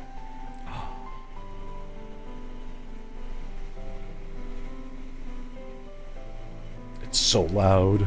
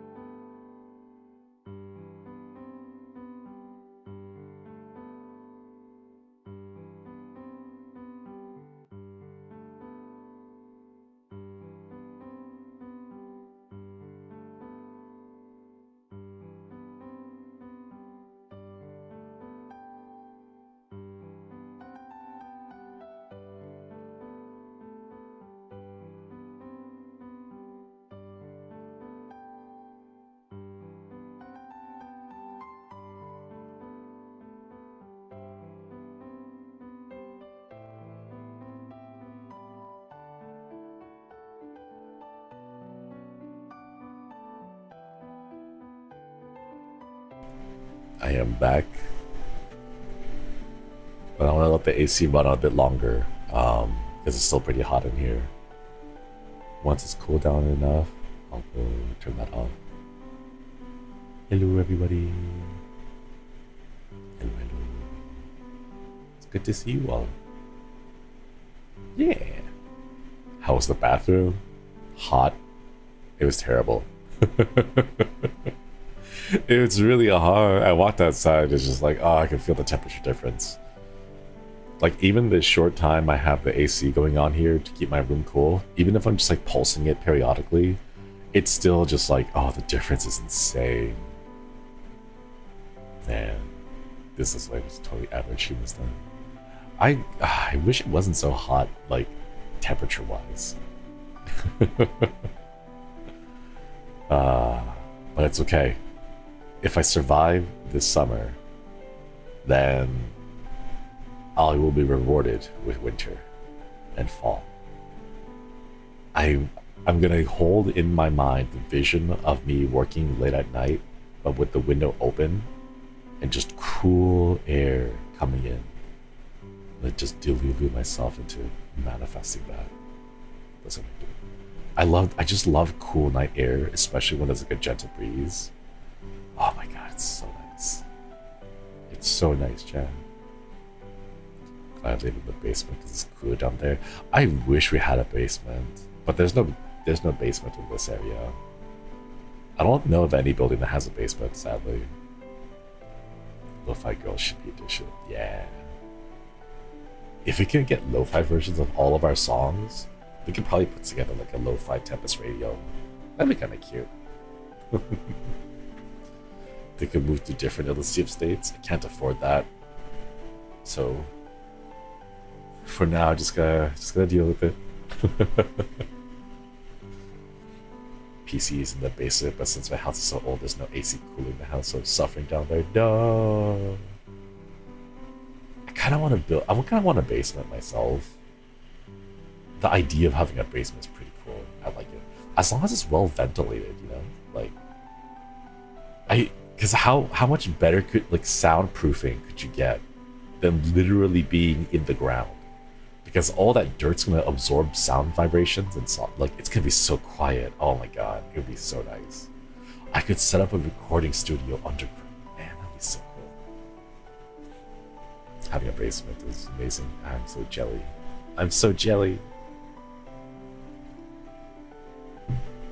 Good for tornadoes too. There aren't any tornadoes here, but we recently had our very first tornado. That was exciting. Like, normally tornadoes don't form, but it's like, oh hey, there is a tornado now. And now it's a thing we have to deal with and be worried about. Hooray, climate change. Hooray. Alright, let's see. Should be cool enough. We'll have to deal with it. Okay, there we go. Filter is off. Yeah. A basement office would be nice. Maybe I wouldn't be embarrassed to sing that. Same, right? If I could just isolate myself by living in the basement, like that's what I would do too. Yeah. Alright, let us continue, chat. Shinri looked thoughtfully over the quest board, trying to figure out whether any requests fit Magni's weird parameters. He puzzled for a few moments, and then selected a square parchment that looked like it had an attached map. It was a monster hunting request from a distant mountain village. Several villagers suffered days ago due to a bridge collapse.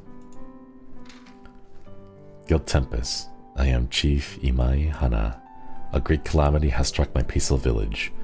We believe one of our clifftop bridges was purposely damaged by a monster. From my own investigation, I learned several villagers saw a monster flying near the bridge on multiple nights, leading up to the very night of the collapse. None here are monster hunters. Worse yet, many are caged by fear. Others, afraid of another attack, afraid of even leaving their homes. Attached is a map that will guide you from Zenokuni to our village. Visit and speak with me. I can often be found in the village square. It seemed like the most likely quest available. There were cliffs, so probably mountains nearby. And a flying monster.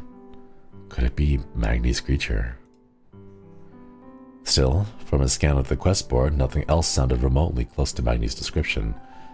He'd talk to this Chief Imai Hana and see. Let's go visit. Oh, what? Oh, this is cute. This is so quaint. Oh.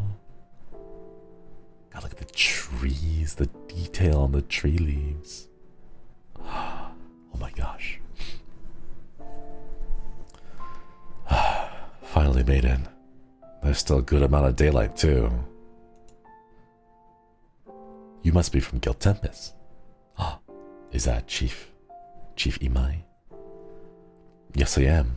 My name's Josuichi Shinri, and I'm the field reporter for Guild Tempest. Are you perhaps Chief Imai Hana? That is correct. I appreciate the guild answering my call to slay the monster, but are you able to kill it by yourself? Shouldn't you have brought more people? Before any potential slaying, I'd like to gather more information.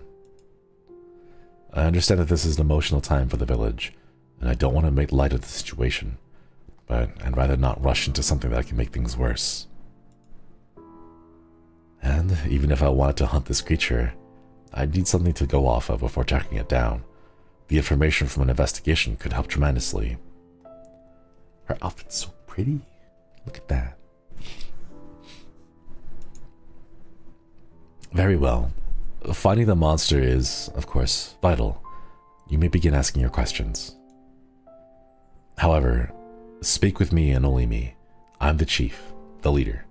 Thus, I am the voice of this village. What is your reason for being so controlling, aside from budget constraints? Because I know if we talk to multiple villagers, we might not have it in the budget to generate all those extra sprites. Don't look at them, it's too expensive.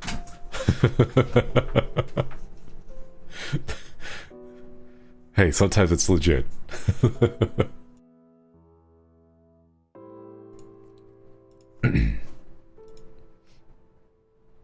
She is really pretty though. Controlling? I am simply following my duty to protect the village. Rumors are poison. A few whispers here or there could devastate the tourism of our village, which we rely so heavily upon. Do you now?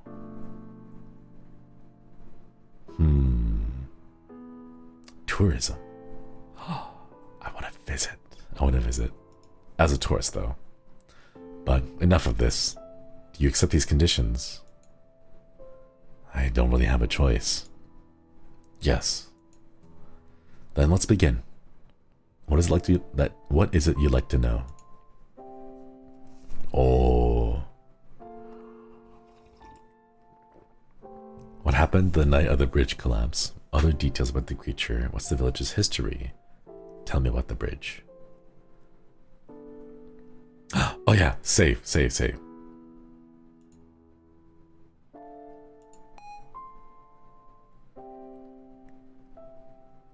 We're gonna go through them all though. Favorite word, discount. Alright.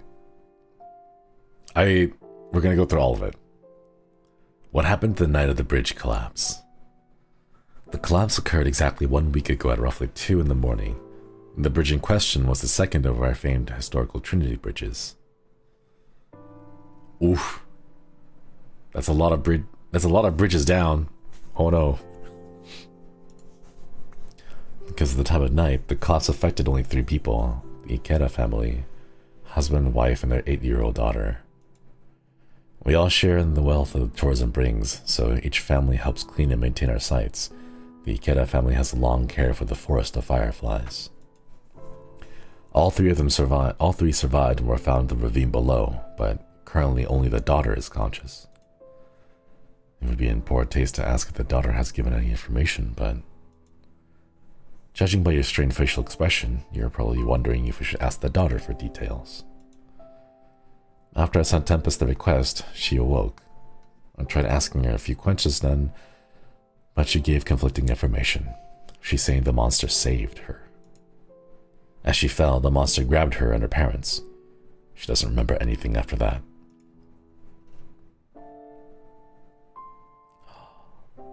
Claims that the monster saved her? Interesting. What other details are there about the creature? The villagers who saw it described the monster as humanoid in shape. 2 arms, 2 legs, and a bulbous head. They recalled it was dark and feathery. People nearby caught closer glimpses of the monster as the bridge collapsed. Many testified it had glowing red eyes and feathers protruding from its head. And of course, there were its wings. Witnesses say the wings are wide and numerous. Some also said the monster had eyes on its wings, but the eyes didn't have a red glow. After the collapse, many reported seeing a figure fly into the forest of fireflies. How tall was it though? Is it single? Yeah. I guess it'd be really hard to tell. Like, you'd have to get close enough to check out its hand to see if it has a ring on it, you know? What's the history of this village? Maybe there's a clue somewhere. This monster only began appearing these past few days, but I'll humor you. After all, I am quite proud of my village and delighted to speak of it. This is Shidogake village. It was founded almost 700 years ago by the Imai clan. My very same clan. Shidogake village has always prospered financially, and leading the village has always been a member of the Imai clan. Farming atop a mountain yields only enough food to feed the village, so we don't have excess to sell, and we have few craftsmen, thus not enough products to export either. Instead, our village generates revenue through tourism. Shidogake village is blessed by natural beauty in every direction, and our Trinity bridges are the gateways. And there is a wealth of history here, but none of our historical records have ever spoken of this flying monster, or of any other monster, malevolent or otherwise. Do the records speak of spirits or deities or anything similar? You think this monster could be a corrupted spirit or god? No. Our village has never sought blessings from spirits or gods. Any that were driven out when we founded this village.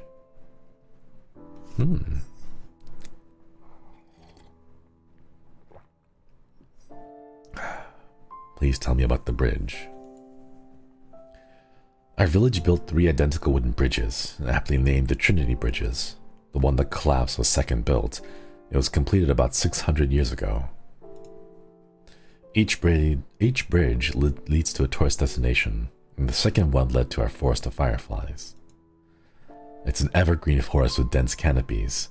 The time could be midday, yet villages are enveloped in a calm and cool darkness. But at night is when the fireflies are most active. It's like being surrounded by countless glittering stars. Personally, it's my least favorite of our 3 destinations, and it brings in the least amount of revenue compared to our flower fields and hot springs. With how old these bridges are and how many people use them, I'm concerned about the other 2 that haven't collapsed yet. The Imai clan handles the maintenance of the Trinity bridges using some of the village's budget. We ensured these bridges were kept for generations. About a month ago, I put in the orders to have surface planks replaced for all 3 bridges. After the tragedy, we re-examined the first and third bridges, top to bottom. We were afraid the monster had attacked them too. Fortunately, we found no signs of damage, and any findings of wear and tear are minor and already known.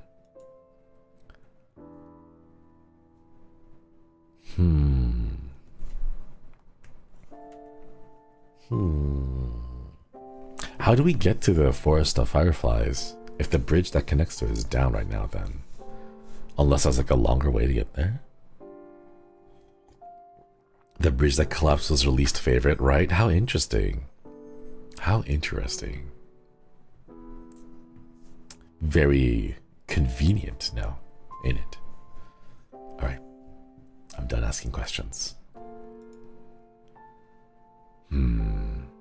It's starting to get pretty late.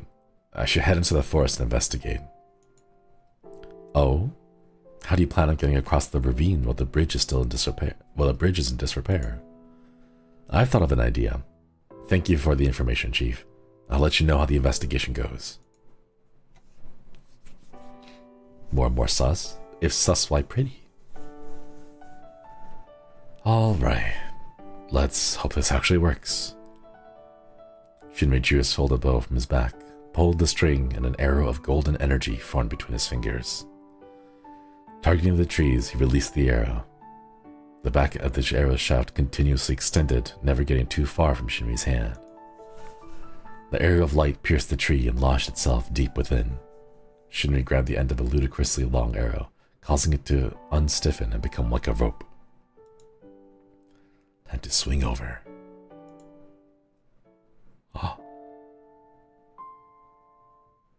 Oh, thank goodness that wasn't like a quick time event or anything. Made it. Hopefully I won't need the bow, but I'd better keep it ready just in case something surprising happens. Time to head inside. I'm deep within the forest now, but I still can't hear anything besides my footsteps and the fireflies buzzing. Ooh. The sudden sound of wood snapping broke the tranquility of the scene. Shinri spun to face the source of the noise and noticed a shadowy figure hidden behind some branches.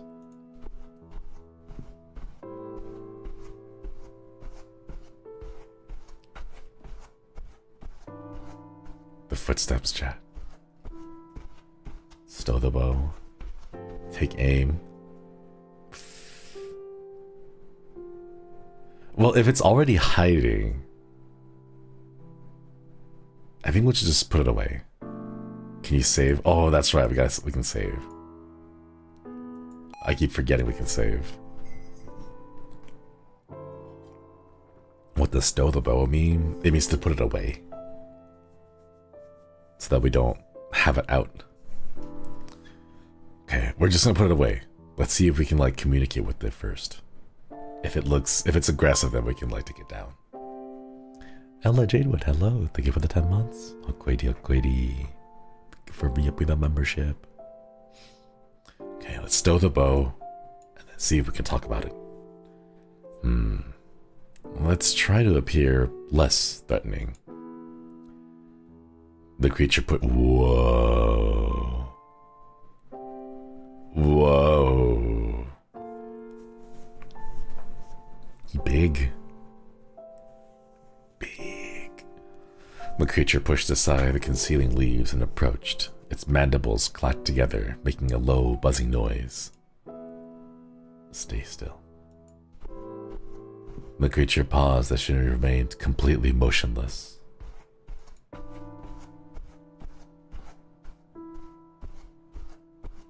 Keep standing still.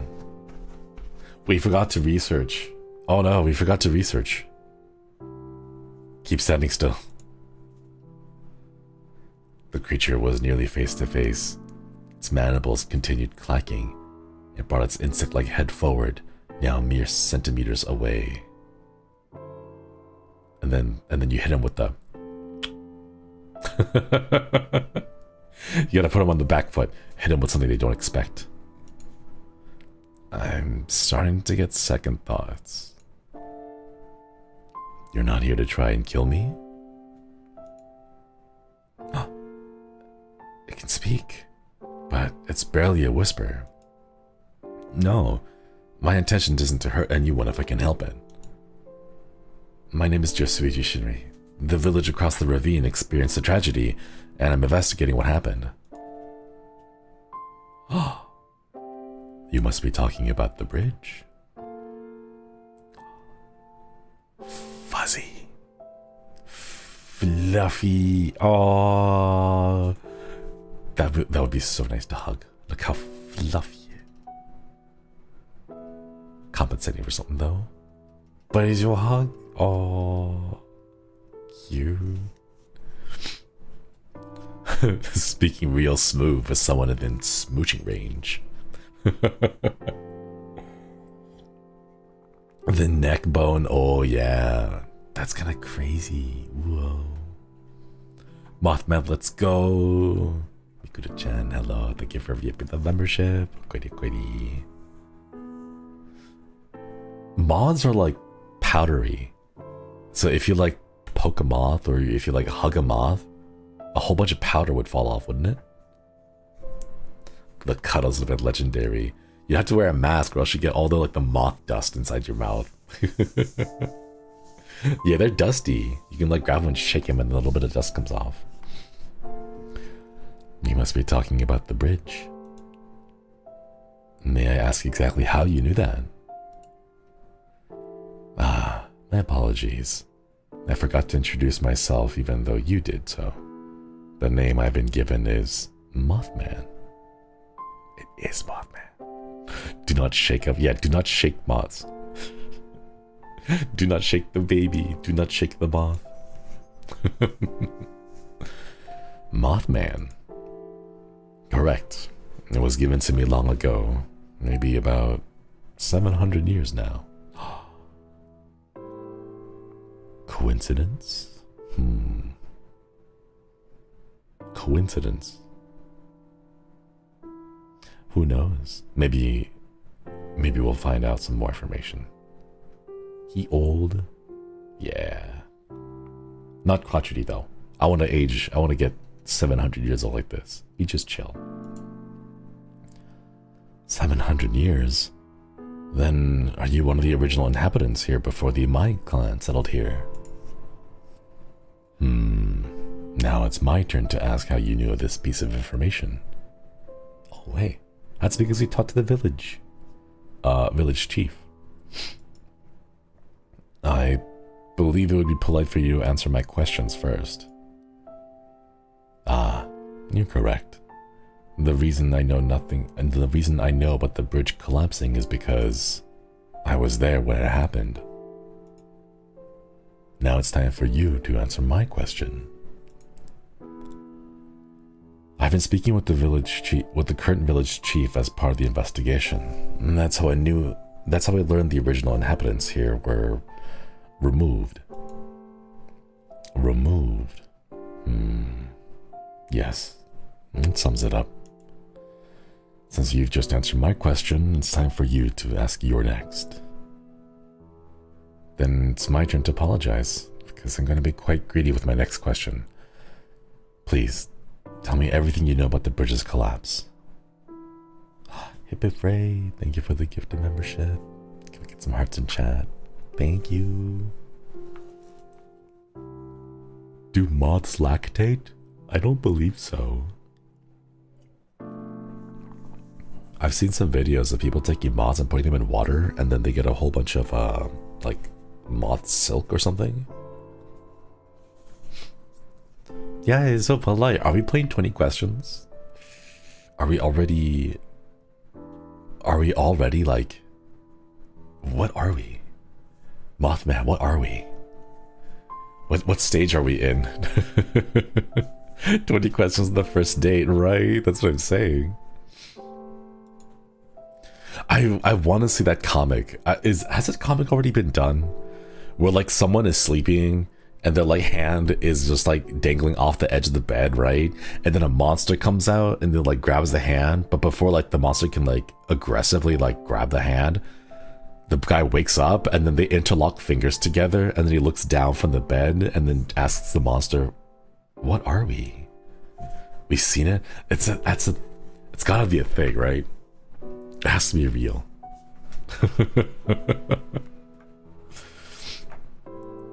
I think so. I'm pretty sure, but I don't remember where I saw it. It's a long time ago. It's been long enough that I don't remember if it's like an idea I had or something I saw, and now I think it's an idea I had. Iris, thank you for the 4 months. Side distraction. Did you know that Build-A-Bear has a Mothman plushie? I've seen it. I've seen the Mothman Build-A-Bear plushie. It looks really cute. It's adorable. Man, I kind of want a Mothman plush now. It's an old meme. Oh, ancient memes. Personal favorite is someone dating their sleep paralysis demon. Same. I want that. That's the life I want. Okay, let's keep going. I see. Then let me start at the very beginning. 700 years ago. The Amai clan, along with a few other clans, journeyed in search of their own prosperity. After grueling months of travel, they found these mountains. The area is plentiful in natural beauty, however, it was already occupied. As the current Amai chief has told you, spirits and creatures dwell atop these mountains. And you must be one of the original inhabitants. Yes. While the Amai clan bargained with some, or removed the others, I chose to remain hidden in this forest, alone and content, as I've always been, and as I always will be. What does it have to do with the bridge? I chose to be alone and not help those subjugated by the Amai clan, and so the others were furious with me. I held no bond with them, and I felt no obligation. Thus, they cursed me. So now, I have a condition I can only describe as future vision. Randomly, I'd see scenes and pieces of the future within my mind, but only disasters and tragedies. And yes, I even foresaw the bridge's collapse. Even now, I see horrific futures that await the village. I foresee the village bursting into flames, leaving nothing behind. I foresee starvation after the village's trade route is blocked by a landslide. I foresee corruption beasts after corruption beast after corruption beast. I only ever see the bad, and after nearly 7 centuries, I became mentally exhausted. So I decided to fight against my fate. I wanted to prevent the tragedies, to see if I could change the future. I tried to ward off people from the bridge. I flew nearby to scare others away. I even tried to inspect the bridge for signs of damage, but from my repeated checks, everything looked pristine. No signs of wear or tear. In the end, I didn't succeed. The future played out the same. But how can a perfectly fine bridge collapse like that? How could that be possible? After living so long, I've come to realize that calamity itself is a force of nature. It simply happens. Sometimes things break, no matter how perfect or well kept. A person could do everything right, yet still face disaster. Sometimes, there's no one to blame. How about, what if... Surely there must be a way to communicate these problems to the villagers. Any attempts to communicate these possible futures have been difficult. People fear my appearance, and no one can hear me unless I am frighteningly close to someone's ears. There must be something that can be done. If you have a solution, I'd be willing to listen.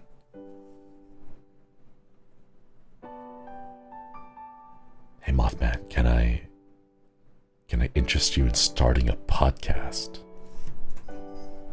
You don't have to be close to people, you can just be close to the microphone. Everyone's doing it. All the millennials are doing it. The Mothcast. Exactly. That's how you do it. Yo, you can't solve your problems with podcasts. This is what I'm saying though. Like, I want to know. Tell them to be a VTuber too, right? Like, you can stream. You can be a stream. You can be a streamer. Get a lot of people to watch you, and then you share that message across all those people. There you go. ASMR moth noises. Bzzz. And then you hear like every now and then like a pitter patter. Honestly, take notes from Slenderman and leave notes. ASMR Mothman beats you to sleep with his wings. Forever Sleep Edition. And it's just like noises of like feathery, fuzzy wings like beating against each other.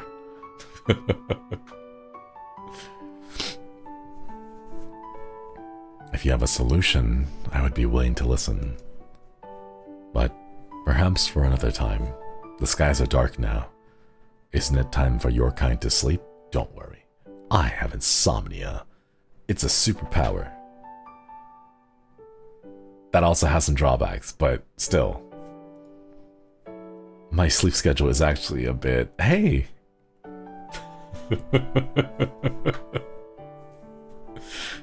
Why? Why, chat? Why you gotta do this? I get viciously attacked in the birthday projects that the quiz have built for me. Wow, the call out.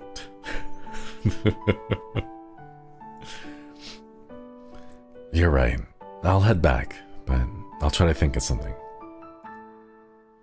I pray that you do. Goodbye, Josuiji Shinri.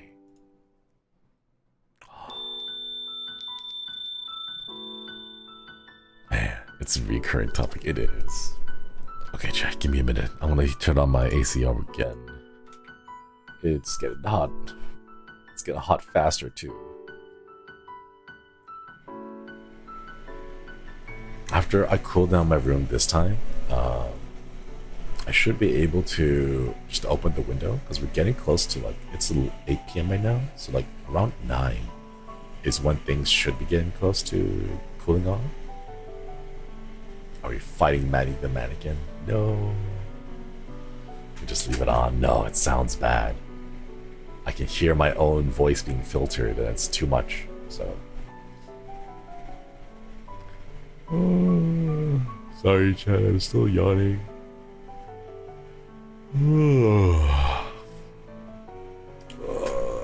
You want ACSMR? It's going on right now. I know.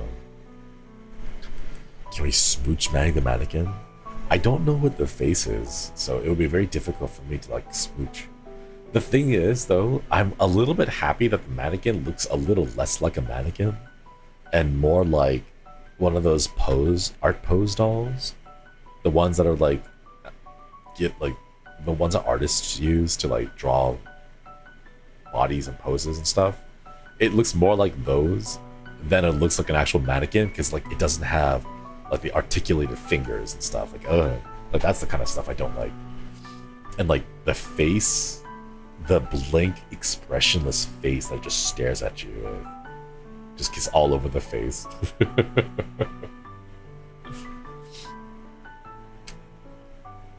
Ah, the AC is nice. Buddykin. Oh, don't stop at the head. More head pats. Lots of head pats. Art mannequins are cuter. Yeah, they're like just general rough shapes. And not like creepy statues that can like move and hunt you down at night when you're least expecting it. There's gotta be a rule. Whenever you make a mannequin, you are required to make all the joints squeak. Because could you imagine how deadly a mannequin that had WD-40 on its joints? Like how deadly it would be. Because they'd be able to like sneak around without making any sound. Like that's kind of cool. There should be like, my brain went to a MOBA, but probably not a MOBA, but like a hero shooter game with like spirits. And that would be like, the mannequin would be like a short range ambusher type of character, like a jungler character.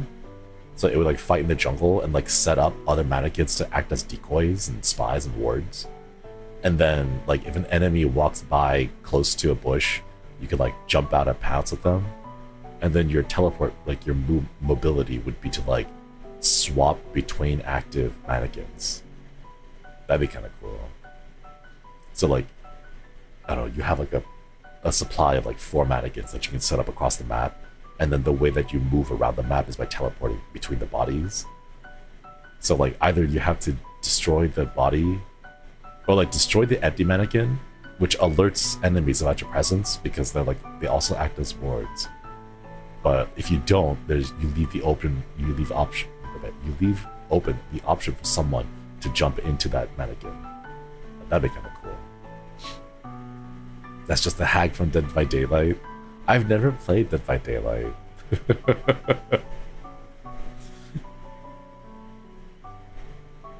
I thought Dead by Daylight was a free-to-play game, but then I realized it was paid, and I kind of mentally filed it away of like, I'll get to it eventually, because I already have so many games that pay, and just never played. And Ember held an Identity V? I've seen people play Identity V. Identity 5? I don't know. I've seen people play that. I've never played that myself either. Okay. Just a couple more minutes. Just a little bit more, and my room should be cool enough to survive. There's an official Dead by Daylight dating sim. I saw that! That's really cute. Man. I don't think you have press for Identity V. I don't think any Holo Pro person has ever played Identity V. Is it IDV. Is it 5? I don't know if it's supposed to be Roman numerals, but IDV. Yeah, no one's played it, so I don't think we have prims for it.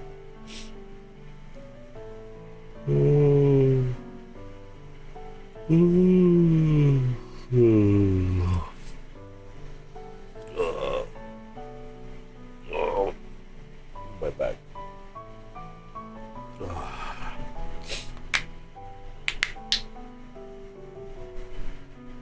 Yeah. There we go. Okay. Couple more seconds. I'm trying to let the AC run as long as possible. Okay. And... okay, let's go. Filter off. Yeah. After a generous morning nap, Shinri entered the general store in search of something useful. The mannequin was at the till, as usual. Surely, there would be something to help Moth Man at this vast collection of items. Talk to the mannequin. Wait, keep talking to the mannequin. Shinri attempted to talk to the mannequin. Stood unmoving, as though it had not heard a word. Keep talking. Did not respond. Keep talking. The mannequin stared at Shiri's soul, as if a mannequin could stare. I don't know where your face is. Keep talking, though. Lean slightly to the right. It remained still. Lean slightly to the right. Did not respond. Remained still. One day there's gotta be something. One day. One more time. A couple more times. Okay, one more time. One day he'll slip up and talk, I'm sure. Right?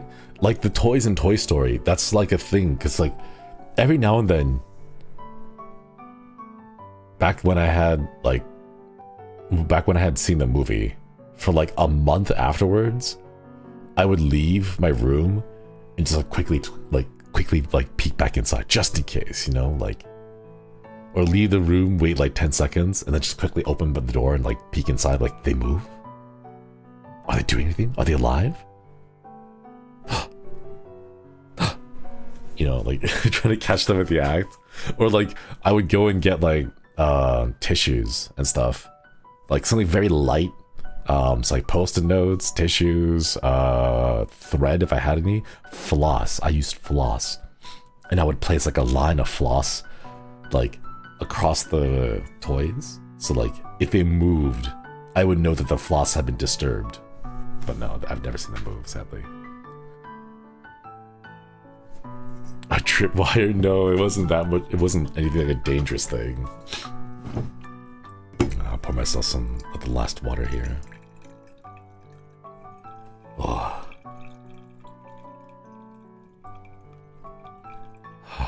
Chad, why is summer a thing?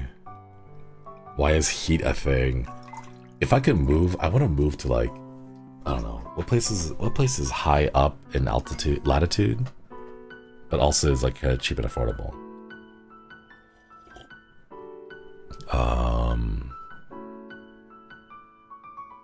Alaska? Nah, Alaska's pretty expensive. I think like the thing is, I need to be somewhere where it's cool, but also close enough to civilization that I can still get like an Amazon delivery if I need it. Northern Arizona, Wyoming. Apparently the UK is in the 86 degrees Fahrenheit heat wave. Uh-oh. I know like 86 degrees Fahrenheit is pretty, like, compared to like California, there's like some big heat waves happening there too. With like an estimated high of like 109, 110. Like possibly up to like 111.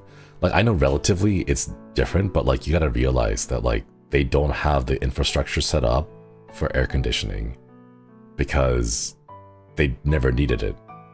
So like a heat wave when you're not prepared for it is pretty bad, because you don't have like, you know, you don't have the way to cool yourself because you've never needed that. And I believe they're also running into the issues where like everyone's trying to use portable ACs, but that's also straining their grid system, because their grid system isn't designed to handle that much, you know, increased power drain from all the ACs that they never used to need. And now that they have it, it's like putting a lot of people under stress. And like, it doesn't matter if you're in like, you know, the middle of a desert, or like if you're in the UK, if you're like elderly, if you're young, if you're at risk, you're still gonna suffer a lot from the heat stroke, you know? Stay away from the Pacific Northwest. I played Pacific Drive and it was really pretty. I kind of want to go, but first get on the whole crazy anomaly thing first, and then I'll be interested. And gonna call it a night, but happy birthday, thank you. Hope you have a wonderful night. Hope you get some good sleep, good dreams, good eeps. You also have to deal with the snowstorms, hailstorms, and wildfires. I'll take everything except for the fire. Yeah. Ugh. Okay, chat. I want to go ahead and open the window right now. I want to mute myself real quick and open the window. I don't know if there's anything going on outside. Hopefully there isn't, but we'll see. Sarek, thank you for 1 month, Okoiri. Thank you for the membership. If I open the window right now, it should start cooling down as the night gets longer, because it's almost 8:30. Give me just a minute, chat.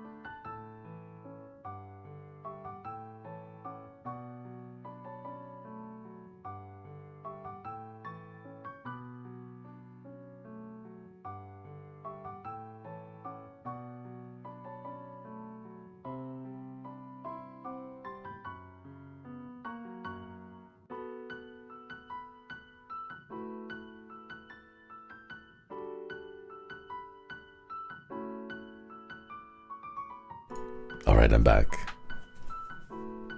I can feel the cool air outside, but it's not coming in. Ah, it's gonna be... And I hope it gets cooler and that eventually there'll be a nice breeze. Ah. Oh yeah, this in a couple of days, it's like a holiday here, isn't it? Oh man, not looking forward to that. Yeah, fireworks and shotguns, oh no.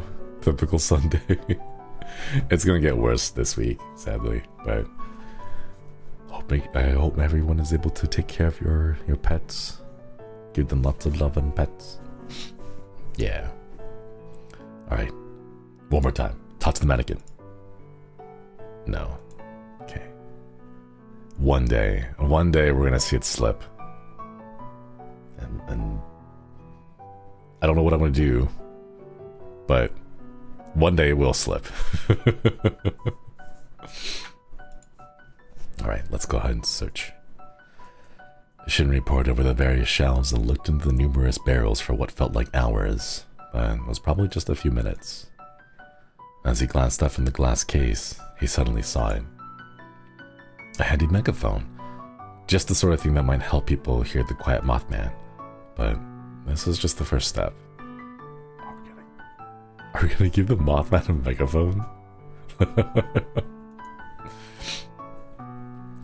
Shinri thoughtfully made his way over to the register, where he placed his bag of coins before heading back to the village. Alright, with this megaphone, that'll help Mothman be heard. Oh.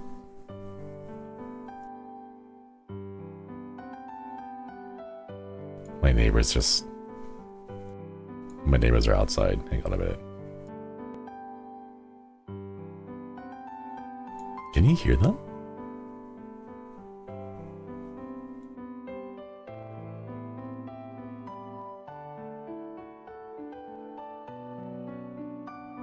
No, not yet. Okay. I'm worried that they might start talking. Because my window is like wide open right now. Ah, completely forgot.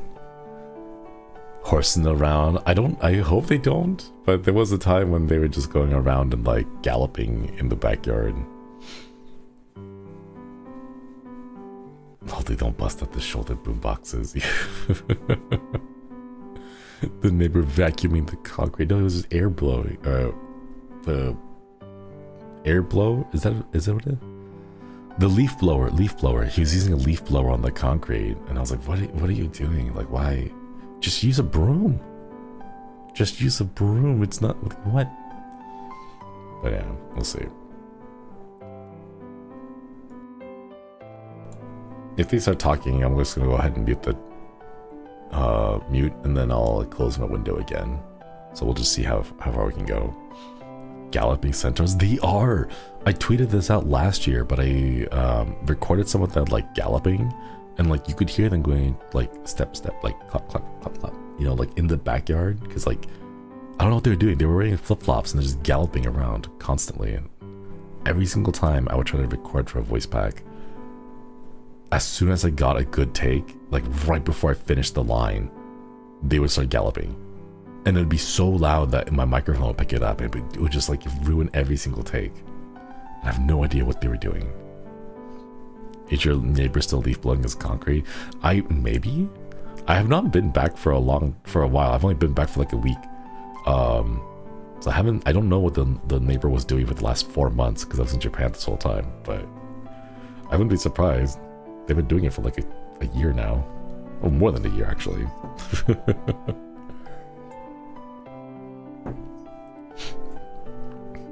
Alright. Yet that doesn't help the villagers see past his appearance. But there's someone who can control the entire narrative in the village.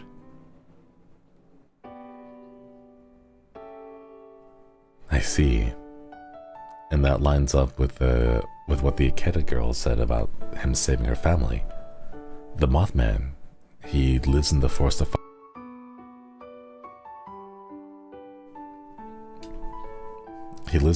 fireflies, correct? Yes, Chief. Is there anything we can do to sort this out? I have an idea. Bring the Mothman and the megaphone to the town center in an hour. I will take care of the rest.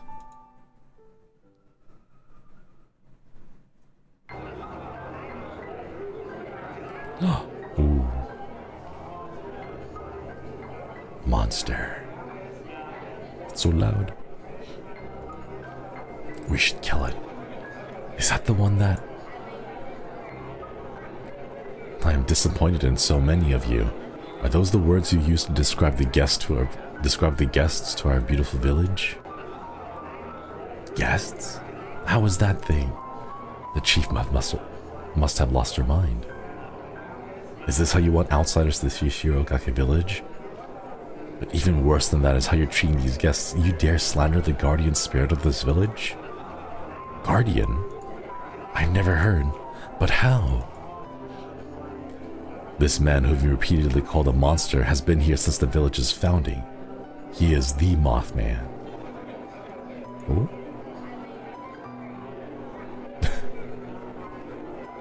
Hold on.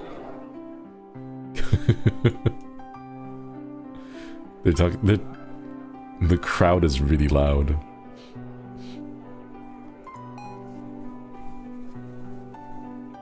during the night of the bridge's collapse, he saved the entire Ikeda family. It's true. Did you guys hear that? Oh my god, my neighbor. They sneezed so loud, what the heck? What was that? Okay, I'm gonna... Was that Biscuit? No, that was the neighbor. The neighbor just sneezed. Okay, chat, give me a minute. I'm gonna close my windows again. I don't want to risk it. Be right back.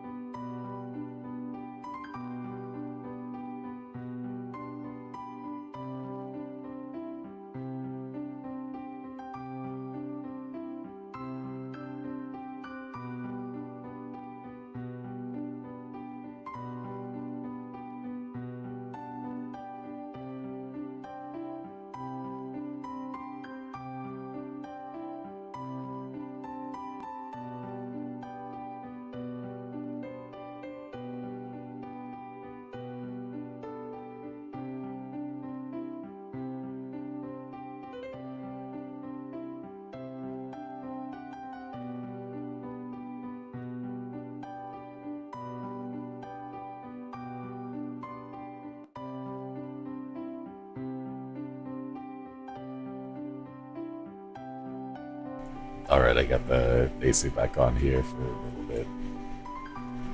Wait.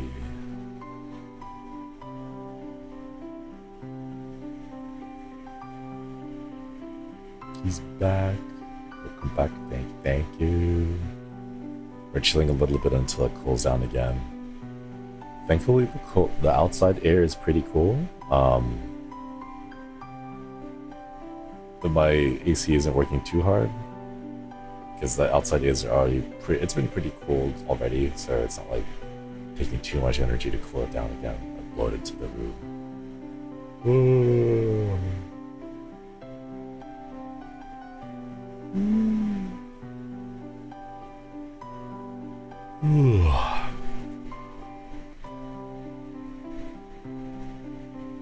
That dress is really pretty though. I can't get over how pretty it is. Alright. Please cool down a little bit more.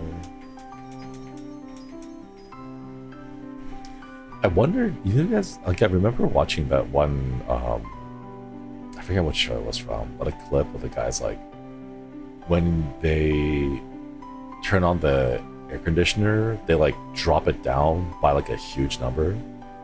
because he thinks it tricks the AC to like working harder because it needs to catch up to get to the bigger number.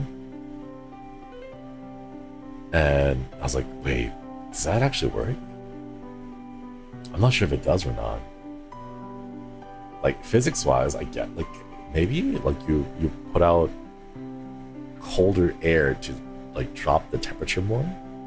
Like the difference between having like your AC set at 7, okay, let's say you are currently at 80, right?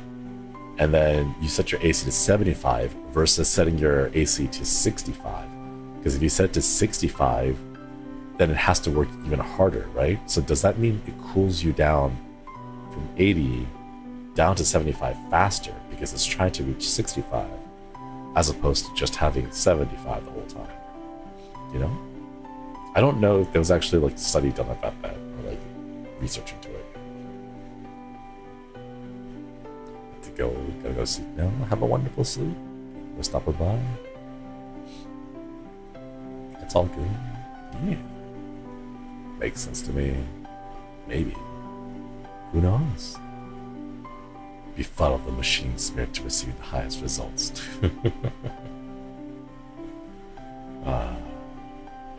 We gotta wait just a little bit longer, please. Please cool down. It was a very fancy AC. I think it's like, I also know that like you're not supposed to like turn the AC on and off too often. Like keeping it on is much more energy efficient than it is to turn it on and off, because the startup amount of energy it takes to get the machine running is a lot longer than just keeping it running. I forget what the actual numbers are. I think it depends on the model.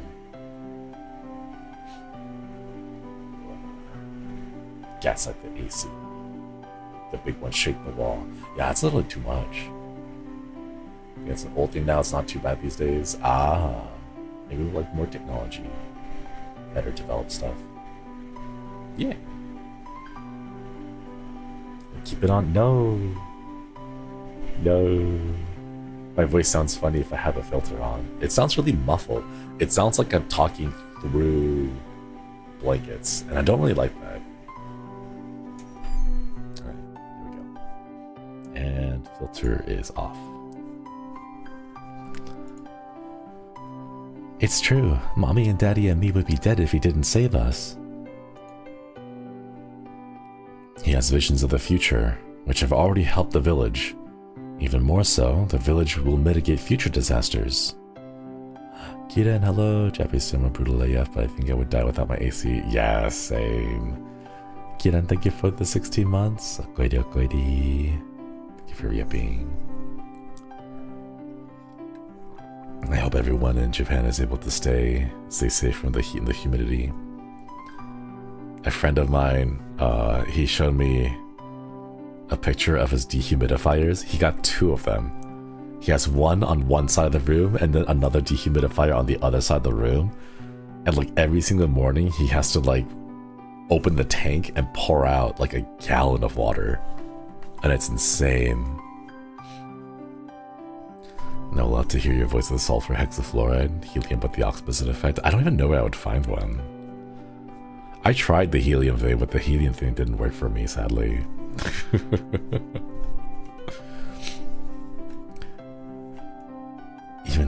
Even more so, the visions will mitigate future disasters. But we don't know if the Mothman can stop it though. Like he's aware of the visions, but we haven't shown that we're able to interfere with them or like change the outcome. The guardian spirit has long been a secret of the Amai clan. We wanted to show respect and secrecy so the public wouldn't bother him. But with so many witnesses during the bridge collapse, he had no choice but to reveal himself. He has long resided in the forest of fireflies, and now he has agreed to meet anyone who visits. That includes tourists, of course. But the guardian spirit doesn't need me to speak on his behalf. Please, Mothman, speak to the people of Shirokake village. Oh, he's using the megaphone. Mothman looked at the megaphone in his hand, then at Shinri. The Ronin nodded at Mothman with a smile. Shh. Hello? Can everyone hear me? There was a silence from the crowd of villagers. I'm glad to finally be able to speak to the villagers. For too long, I stood by and did not participate with the people of Shirogaki village. But I don't want to just be a spectator anymore. I want to take action. I want to change the future instead of only seeing disaster after disaster. Mothman's speech was met with silence, at least in the beginning. Amazing! We have a guardian spirit. His name's Mothman, Mommy. He's like the heroes in my books. Aww. Oh my goodness, did you hear how smooth his voice was? The village, once nearly devoid of sound, was suddenly filled with cheers and applause. Mothman leaned towards Shinri's ear. What do I do now? Your future is yours to decide. Oh, thank you, Josuichi Shinri. Oh. Shinri pondered over the busy days that had passed. He'd done good work, he thought, and even made a few friends. Still, Shinri had to admit that he was low on funds again from all the shopping he'd been doing for his missions. Oh, there was one way to fix that. Streaming. Shinri booted up his computer. The screen lit up, revealing a cute possum background. Shinri reached for his headphones and prepared to stream. Begin streaming. Shinri began his stream as usual with the gentle konnichiwa and interacted with the chat for a few minutes before getting into the meat of the stream. Shinri streamed a comfy game. The Koipanians all gushed about how calming and mellow it was. Several Koipanians accidentally fell asleep. Aw, I know some people are already falling asleep.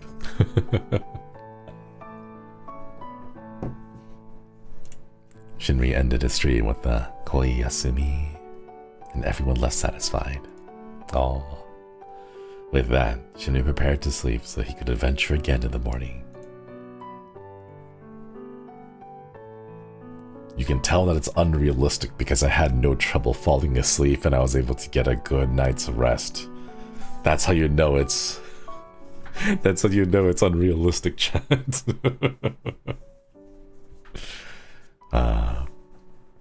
Chapter 3. How many chapters are there? How many chapters are there, chat? Because we're almost at 3 hours, and the story was supposed to be 2.5 hours, but you guys know me. Okay, hang on. AC again. It's getting hot. Oh no. 72, 6 plus epilogue. Oh my god. Mothman blessed you with some good night's rest. I wish Mothman would bless me with good night's rest.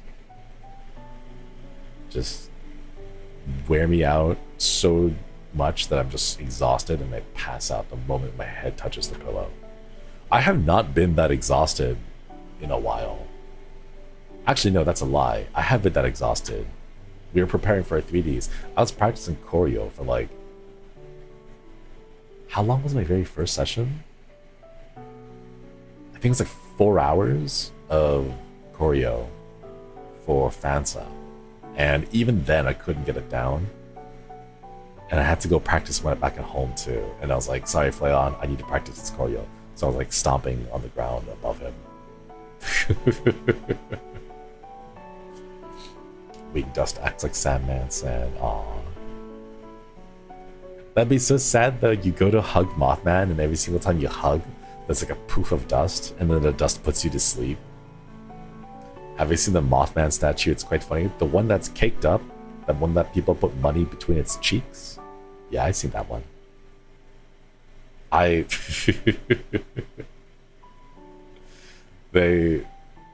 Whoever made the caked up Mothman, they knew what they were doing. They knew what the people wanted. Hodge, thank you for the super. I hope you enjoyed the Moth Man route. It's fun to write and the team worked hard to bring it to life. Thank you. It was really cute. It was cute. Thank you so much. Thank you for the super. Oh man. The boys are super talented.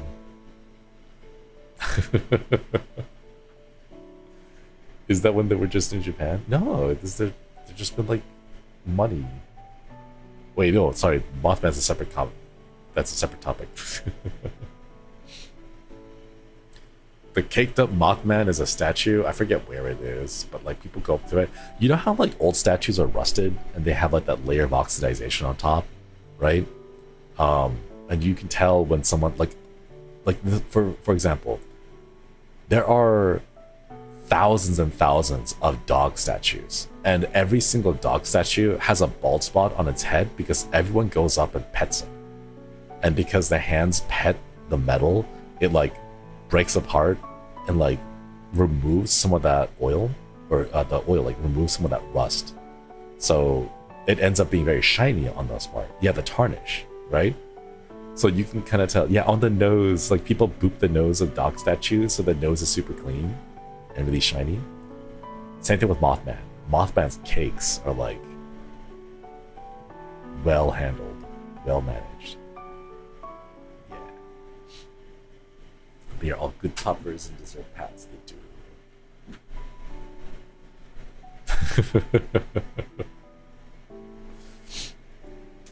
Okay. Filter off. Let's go. Deep in the wooded area of the guild's training grounds, the breeze whistled through the yellow branches. Cool, low, quiet. Shinri matched it with his breath. The bowstring pressed taut against his fingers, fletching, brushing his knuckles. Silent, across the silent range, his wooden target came into focus. Another slow, stretching breath, and then... Yo, Shinri! George, thank you for the super. Don't forget to research in the library. There's a lot of lore that we worked hard on. It's written to peek in the real-world folklore. Ooh, thank you. I will have to check that out. Is there a way to actually like force myself to go into the library? I want to check it before I'm home. Hey yo, Shinri. You want to get some hot pot? Shinri's hand flinched and the arrow launched wide, thunking into a tree branch way behind the target. Axel's boots thudded up next to him. He squinted with the hand on his forehead. Damn, dude, you need to work on your aim.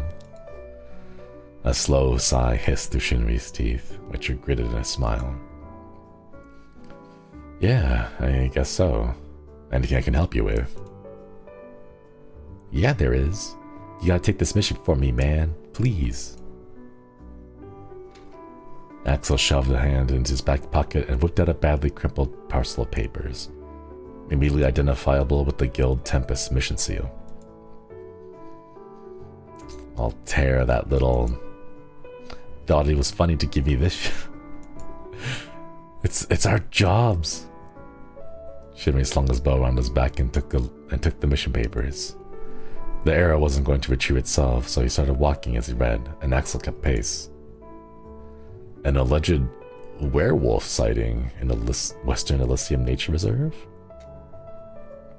He can't do horror. That's right. Axel can't do horror. Yeah, man. Altair was saying, like, you can talk to it since you're a dog, too. Man, do I look like a dog? I'm a person. So I was gonna drop it, because who cares, you know?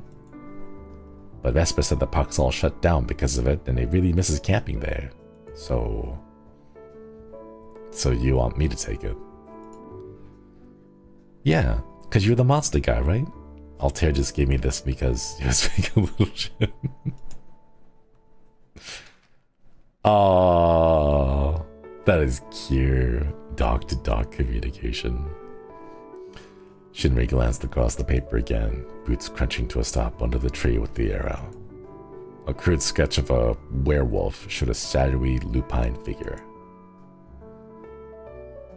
Talking to a werewolf could be fun. Sure, I'll take it. Axel pumped a fist in victory, tails jangling at his waist. Hell yeah, dude. But I don't know if you should talk to it. It's like a bloodthirsty wild dog, right? Before Shinri's words could leave his mouth, there was a crack of rotting wood above his head. He barely glanced up, barely realizing the branch with his arrow was crashing down towards his face when Axel leapt up and snatched it nonchalantly from the air, inches from Shinri's nose. Whew, that's a strong arrow, man. Axel grasped just above the arrowhead and wiggled it free with the snap, holding it up to Shinri. Shinri took it with a wordless stare. Anyway, you gotta watch for those wild animals. Especially since your aim's kinda shit, you know? Yep, I'll keep a better eye out. Sounds good, man. Thanks for taking this one for me. A gloved hand slapped Shinri on the back and Axel jogged backwards a few paces. Alright, I'm gonna get some food, because I'm starving. Don't die in the park.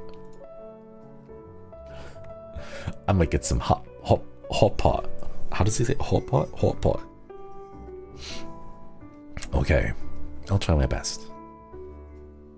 As Axel wheeled off, Shinri looked between his arrows and the crinkled paper in his hands. A bloodthirsty werewolf. Nah, I bet I can talk to it. Let's see if we can find out more. Shinri matched the parchment Axel had given him to a spot on the quest board. Well, at least he was sure where it came from. Shinri read the paper with care. We at the Western Elysium Nature Reserve have been hearing reports of a wolf-like monster in the area. In addition, there's been an unusual spike in illness among people that have entered certain areas of the park. Please send Guild Tempest to investigate. Sincerely, Western Elysium Nature Reserve Rangers. That seemed direct enough, and it fit with Axel's werewolf concerns. But what about the spike in illness? This was certainly worth investigating. The drawing, yeah, he's so cute. Oh, so huggable.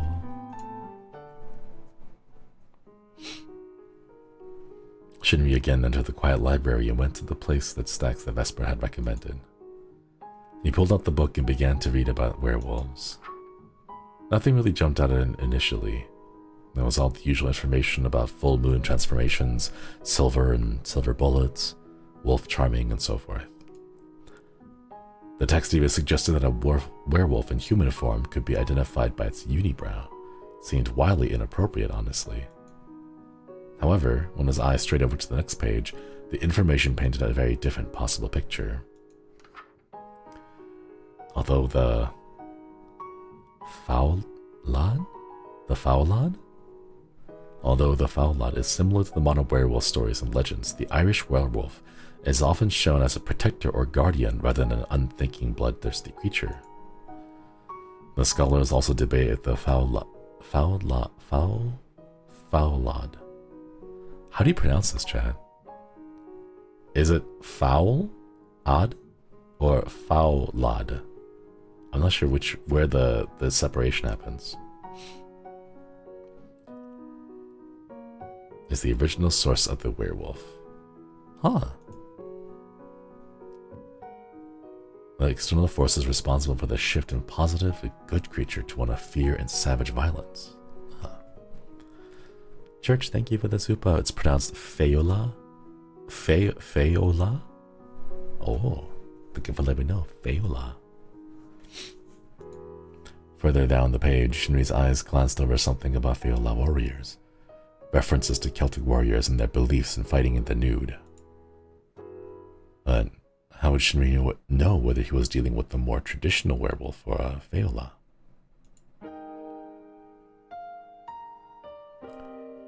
So glad Vesper let me borrow some of his gear for this. Shinri carefully packed camping gear for an extended investigation of the nature reserve. Alongside Vesper's gear, he made sure to pack a spare camping chair and some beers, just in case. After he finished packing, Shinri drank some coffee and prepared to leave.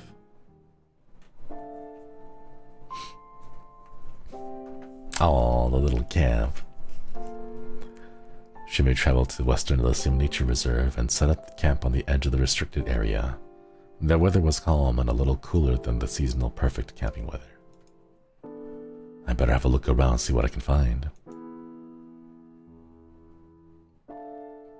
The forest seemed oddly calm as Shinri started his walk through the area restricted for investigation.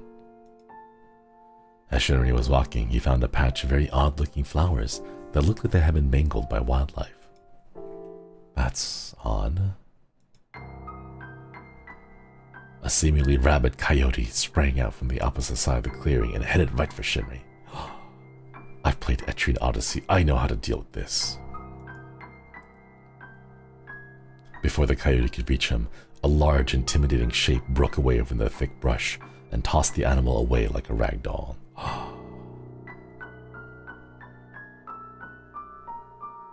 Smash, next question. Looming over Shinri was a massive wolf man, at well over 7 feet on its hind legs. Its imposing stature was matched only by its intense apex predator aura. The aura. Shinri stood frozen in front of this massive man-beast as it stared him down. Yet, despite his long hesitance, it did not close the distance between them. The creature stood there in the shade of the trees, a monolith of fur, muscle, claws, and teeth, but did nothing. Shinri took a hesitant step forward. Still, it only watched him, intense crimson eyes burrowing into him. The only sounds in the woods were the wind and the ragged breathing of the creature forgotten by time. Shinri took another step forward, this time a touch to the right. The creature growled low and deep enough that Shinri felt it in his bones before he heard it. Ooh. That was when he noticed. Behind the creature were strange, unidentified, torn-up flowers. You're protecting the flowers. It seemed a little extreme. The creature stopped growling and tilted its massive head at Shinri. Or you're trying to protect people from the flowers?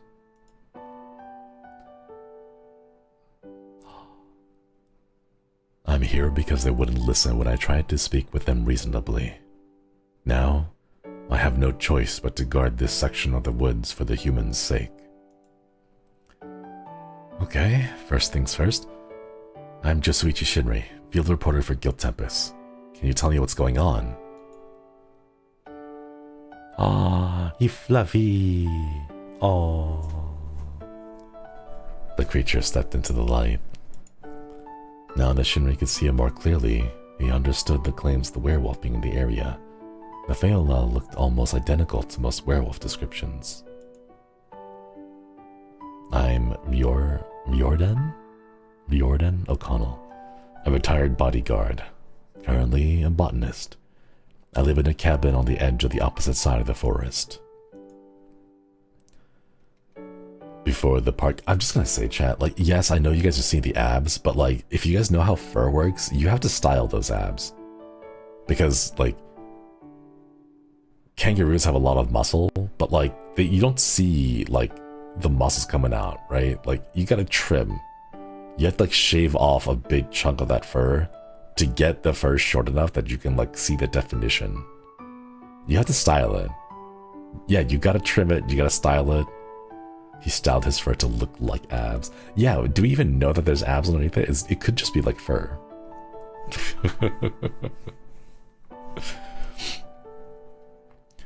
Before the park expanded this far into the forest, no humans came out this far. At least not on purpose. I came to the park authorities as a man. I begged them to reconsider their plans to expand the park boundaries due to a very dangerous rare plants that call the deeper parts of the forest home. They thought I was a crazy wild man and didn't listen. Now countless humans and animals are being poisoned due to its displacement. So that's why you're using your wolf form to guard as much ground as you can cover. You're trying to prevent more poisonings. Yes. Even when I showed them my research into the plants and the poison, the symptoms are similar to rabies, so I was dismissed. If you can transform, I'll go with you to the park's office and vouch for you. They asked my guild for help, so they'll listen to me. Thank you for your help. Jordan's body rent, bent and creaked as he shrank back into the form of a man. Of course, as he had no clothing on as a wolf, he stood before Shinri, uncaring about his state of undress. Whoa, look at those tattoos. Whoa. Didn't notice he had abs until you pointed them out. Sir, we need you to put on some pants.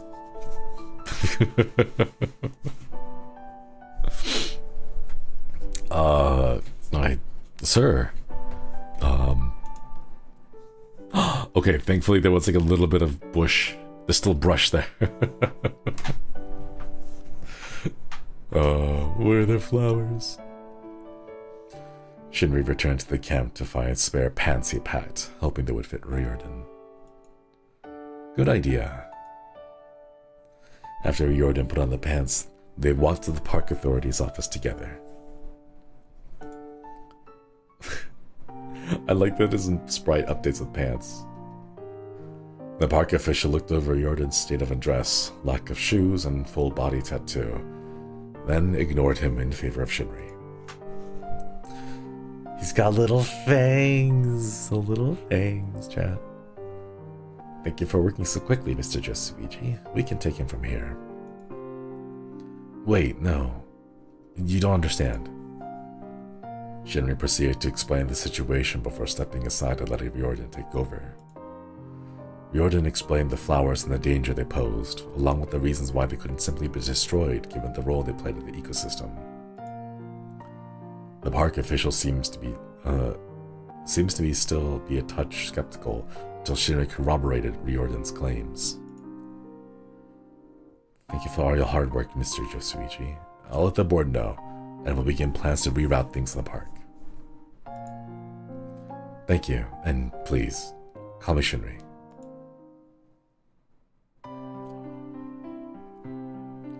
Shinri and Riordan left the office.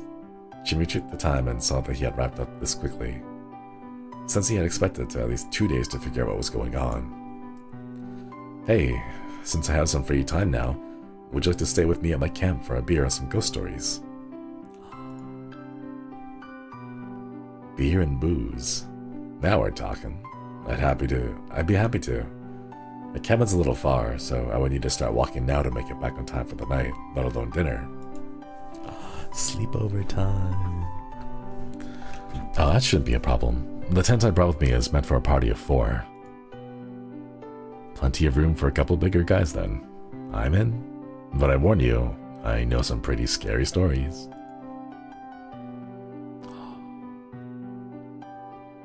Riordan threw his arm over Shinri's shoulder. Together they headed back to Shinri's camp. Oh yeah? I'm ready for the worst you've got. That's the spirit. And if you're a nightmare, you can wiggle up next to me and I'll protect you. The night was relaxing and fun as the two shared beers, stories, and jokes. As the weather was chilly, Shinri was actually thankful they could share the small space, help keep them warm through the night.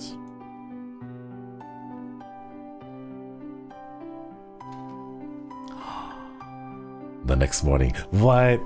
Wait, what? We have a hold-on kiss scene with the Jiangshi, but this one with the favorite love, it just skips to the morning? Nothing?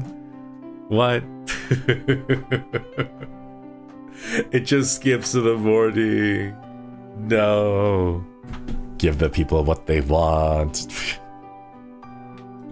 They're like, oh no, forget the VOD, we must save the VOD. Hang on, I'll turn my AC back on. It's getting real hot again. I had to keep it safe for work. That almost implies that there's a second version of the script out there. I won't ask for it, but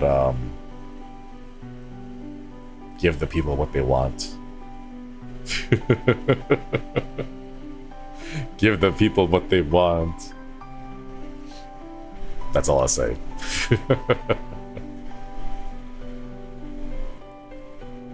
Okay, It should be... The sun is going down a bit. Alright, give me a moment, chat. I want to go to an idle meeting real quick. I'll be right back. Wait, season. I feel like something is lodged in my throat. If you check AO3 by the end of the month, I can have it up for you. I didn't say it was for me. Wink wonk. I just said give the people what they want. You know?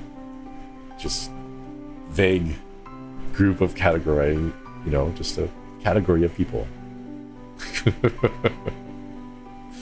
Alright, give me just a minute, chat. I'll be right back.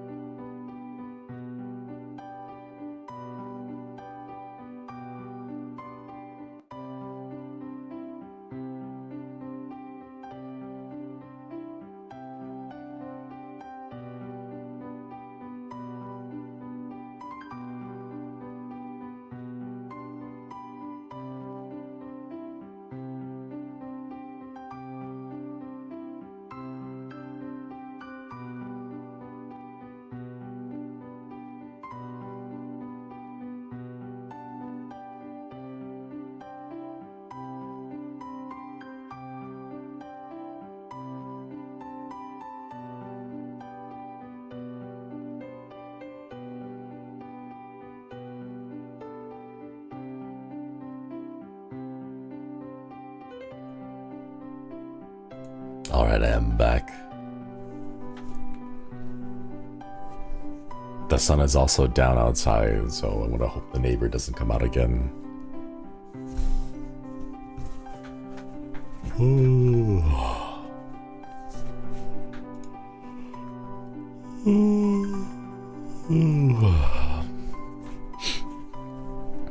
Yeah, let's keep going.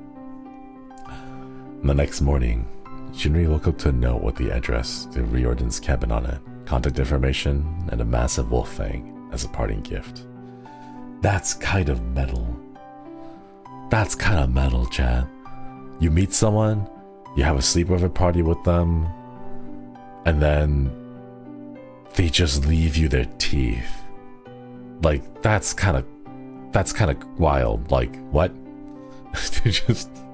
You wake up, you're like, yes, snap, and then you just like break off a teeth and you leave it. You're like, what? Or do you just carry teeth with you? Like, do you just have extra teeth? Like, how?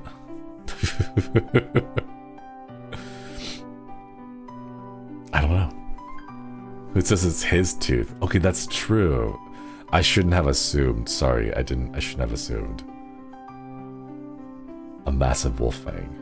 Who knows? Maybe he had a loose tooth that day.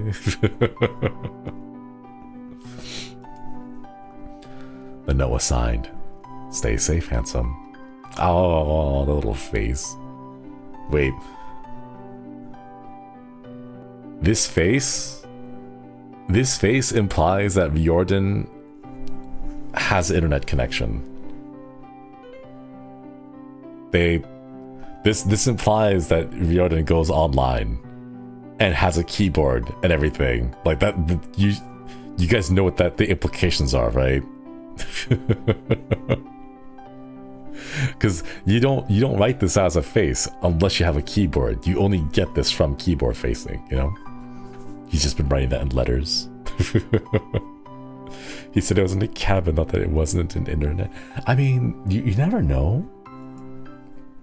Could be a millennial too. The woods have Wi-Fi. God, I wish.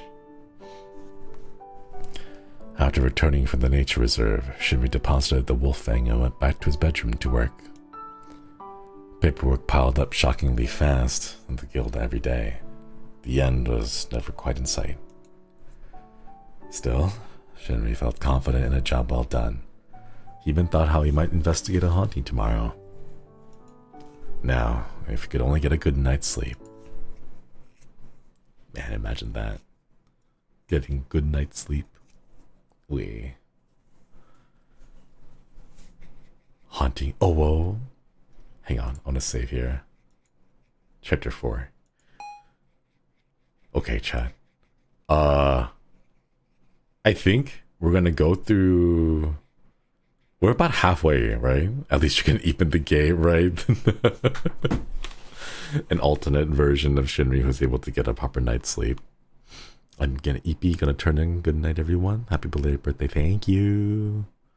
I think what we'll do is we might have to split this up into 2 streams. Because I don't know if I can get through all of it in a single night. But I also don't want to cut it off too close to the end, or else the other stream will be a little bit short. So I think what we'll do is try to get through chapter 4, and then we'll do 5, 6, and 7. Or how long is the prologue? I'm not sure. Or sorry, prologue? Epilogue? Epilogue, I guess. How long is the epilogue? Because if the epilogue is shorter than the other chapters, we might just pause here and then do 4, 5, 6, 7. 7 is short. I kind of figure like the last chapter would kind of be short. It would be like a really cute way to like organize everything. 4 is one of the longer chapters. Ah, okay. It might be better to do chapter 4 at the first thing next stream, because we're already gone 3 hours, and if it's a longer one, then we may end up going for a lot longer than we expected. And I know some people are already falling asleep right now, so I think we might go pause it here. And since chapter 4 is a longer one, we'll start it out. We'll start reading it. Sorry, words. The fact that we'll be reading chapter 4 at the start of the next stream would mean that even though it is a longer chapter, it'll be more likely for people to like survive all the way through it. Because if you started a long chapter now, I'm sure like everyone would fall asleep by the end of it, because it's going on pretty long. But yeah, I missed the stream. No, the VOD will be available right afterwards. Thankfully, the Kois have kept the visual novel safe for work. Nakara, thank you for the 9 months. Okari, thank you for the stream, of course. And Moonchido, thank you for the gift of membership. Thank you. The tattoos of Vordan has are called Woad, and they were considered spiritual armor for warriors. Wow. I wonder if they like glow the same way that my tattoos glow. That'd be kind of cool. And Beer, thank you for the 15 months. Okari. Upgrade the preview to unlock the special scenes. Is there special CG? Queen, thank you for the 5 gifted memberships. Thank you. Can we get some hearts in chat for the gifted memberships? Thank you. Alright, chat.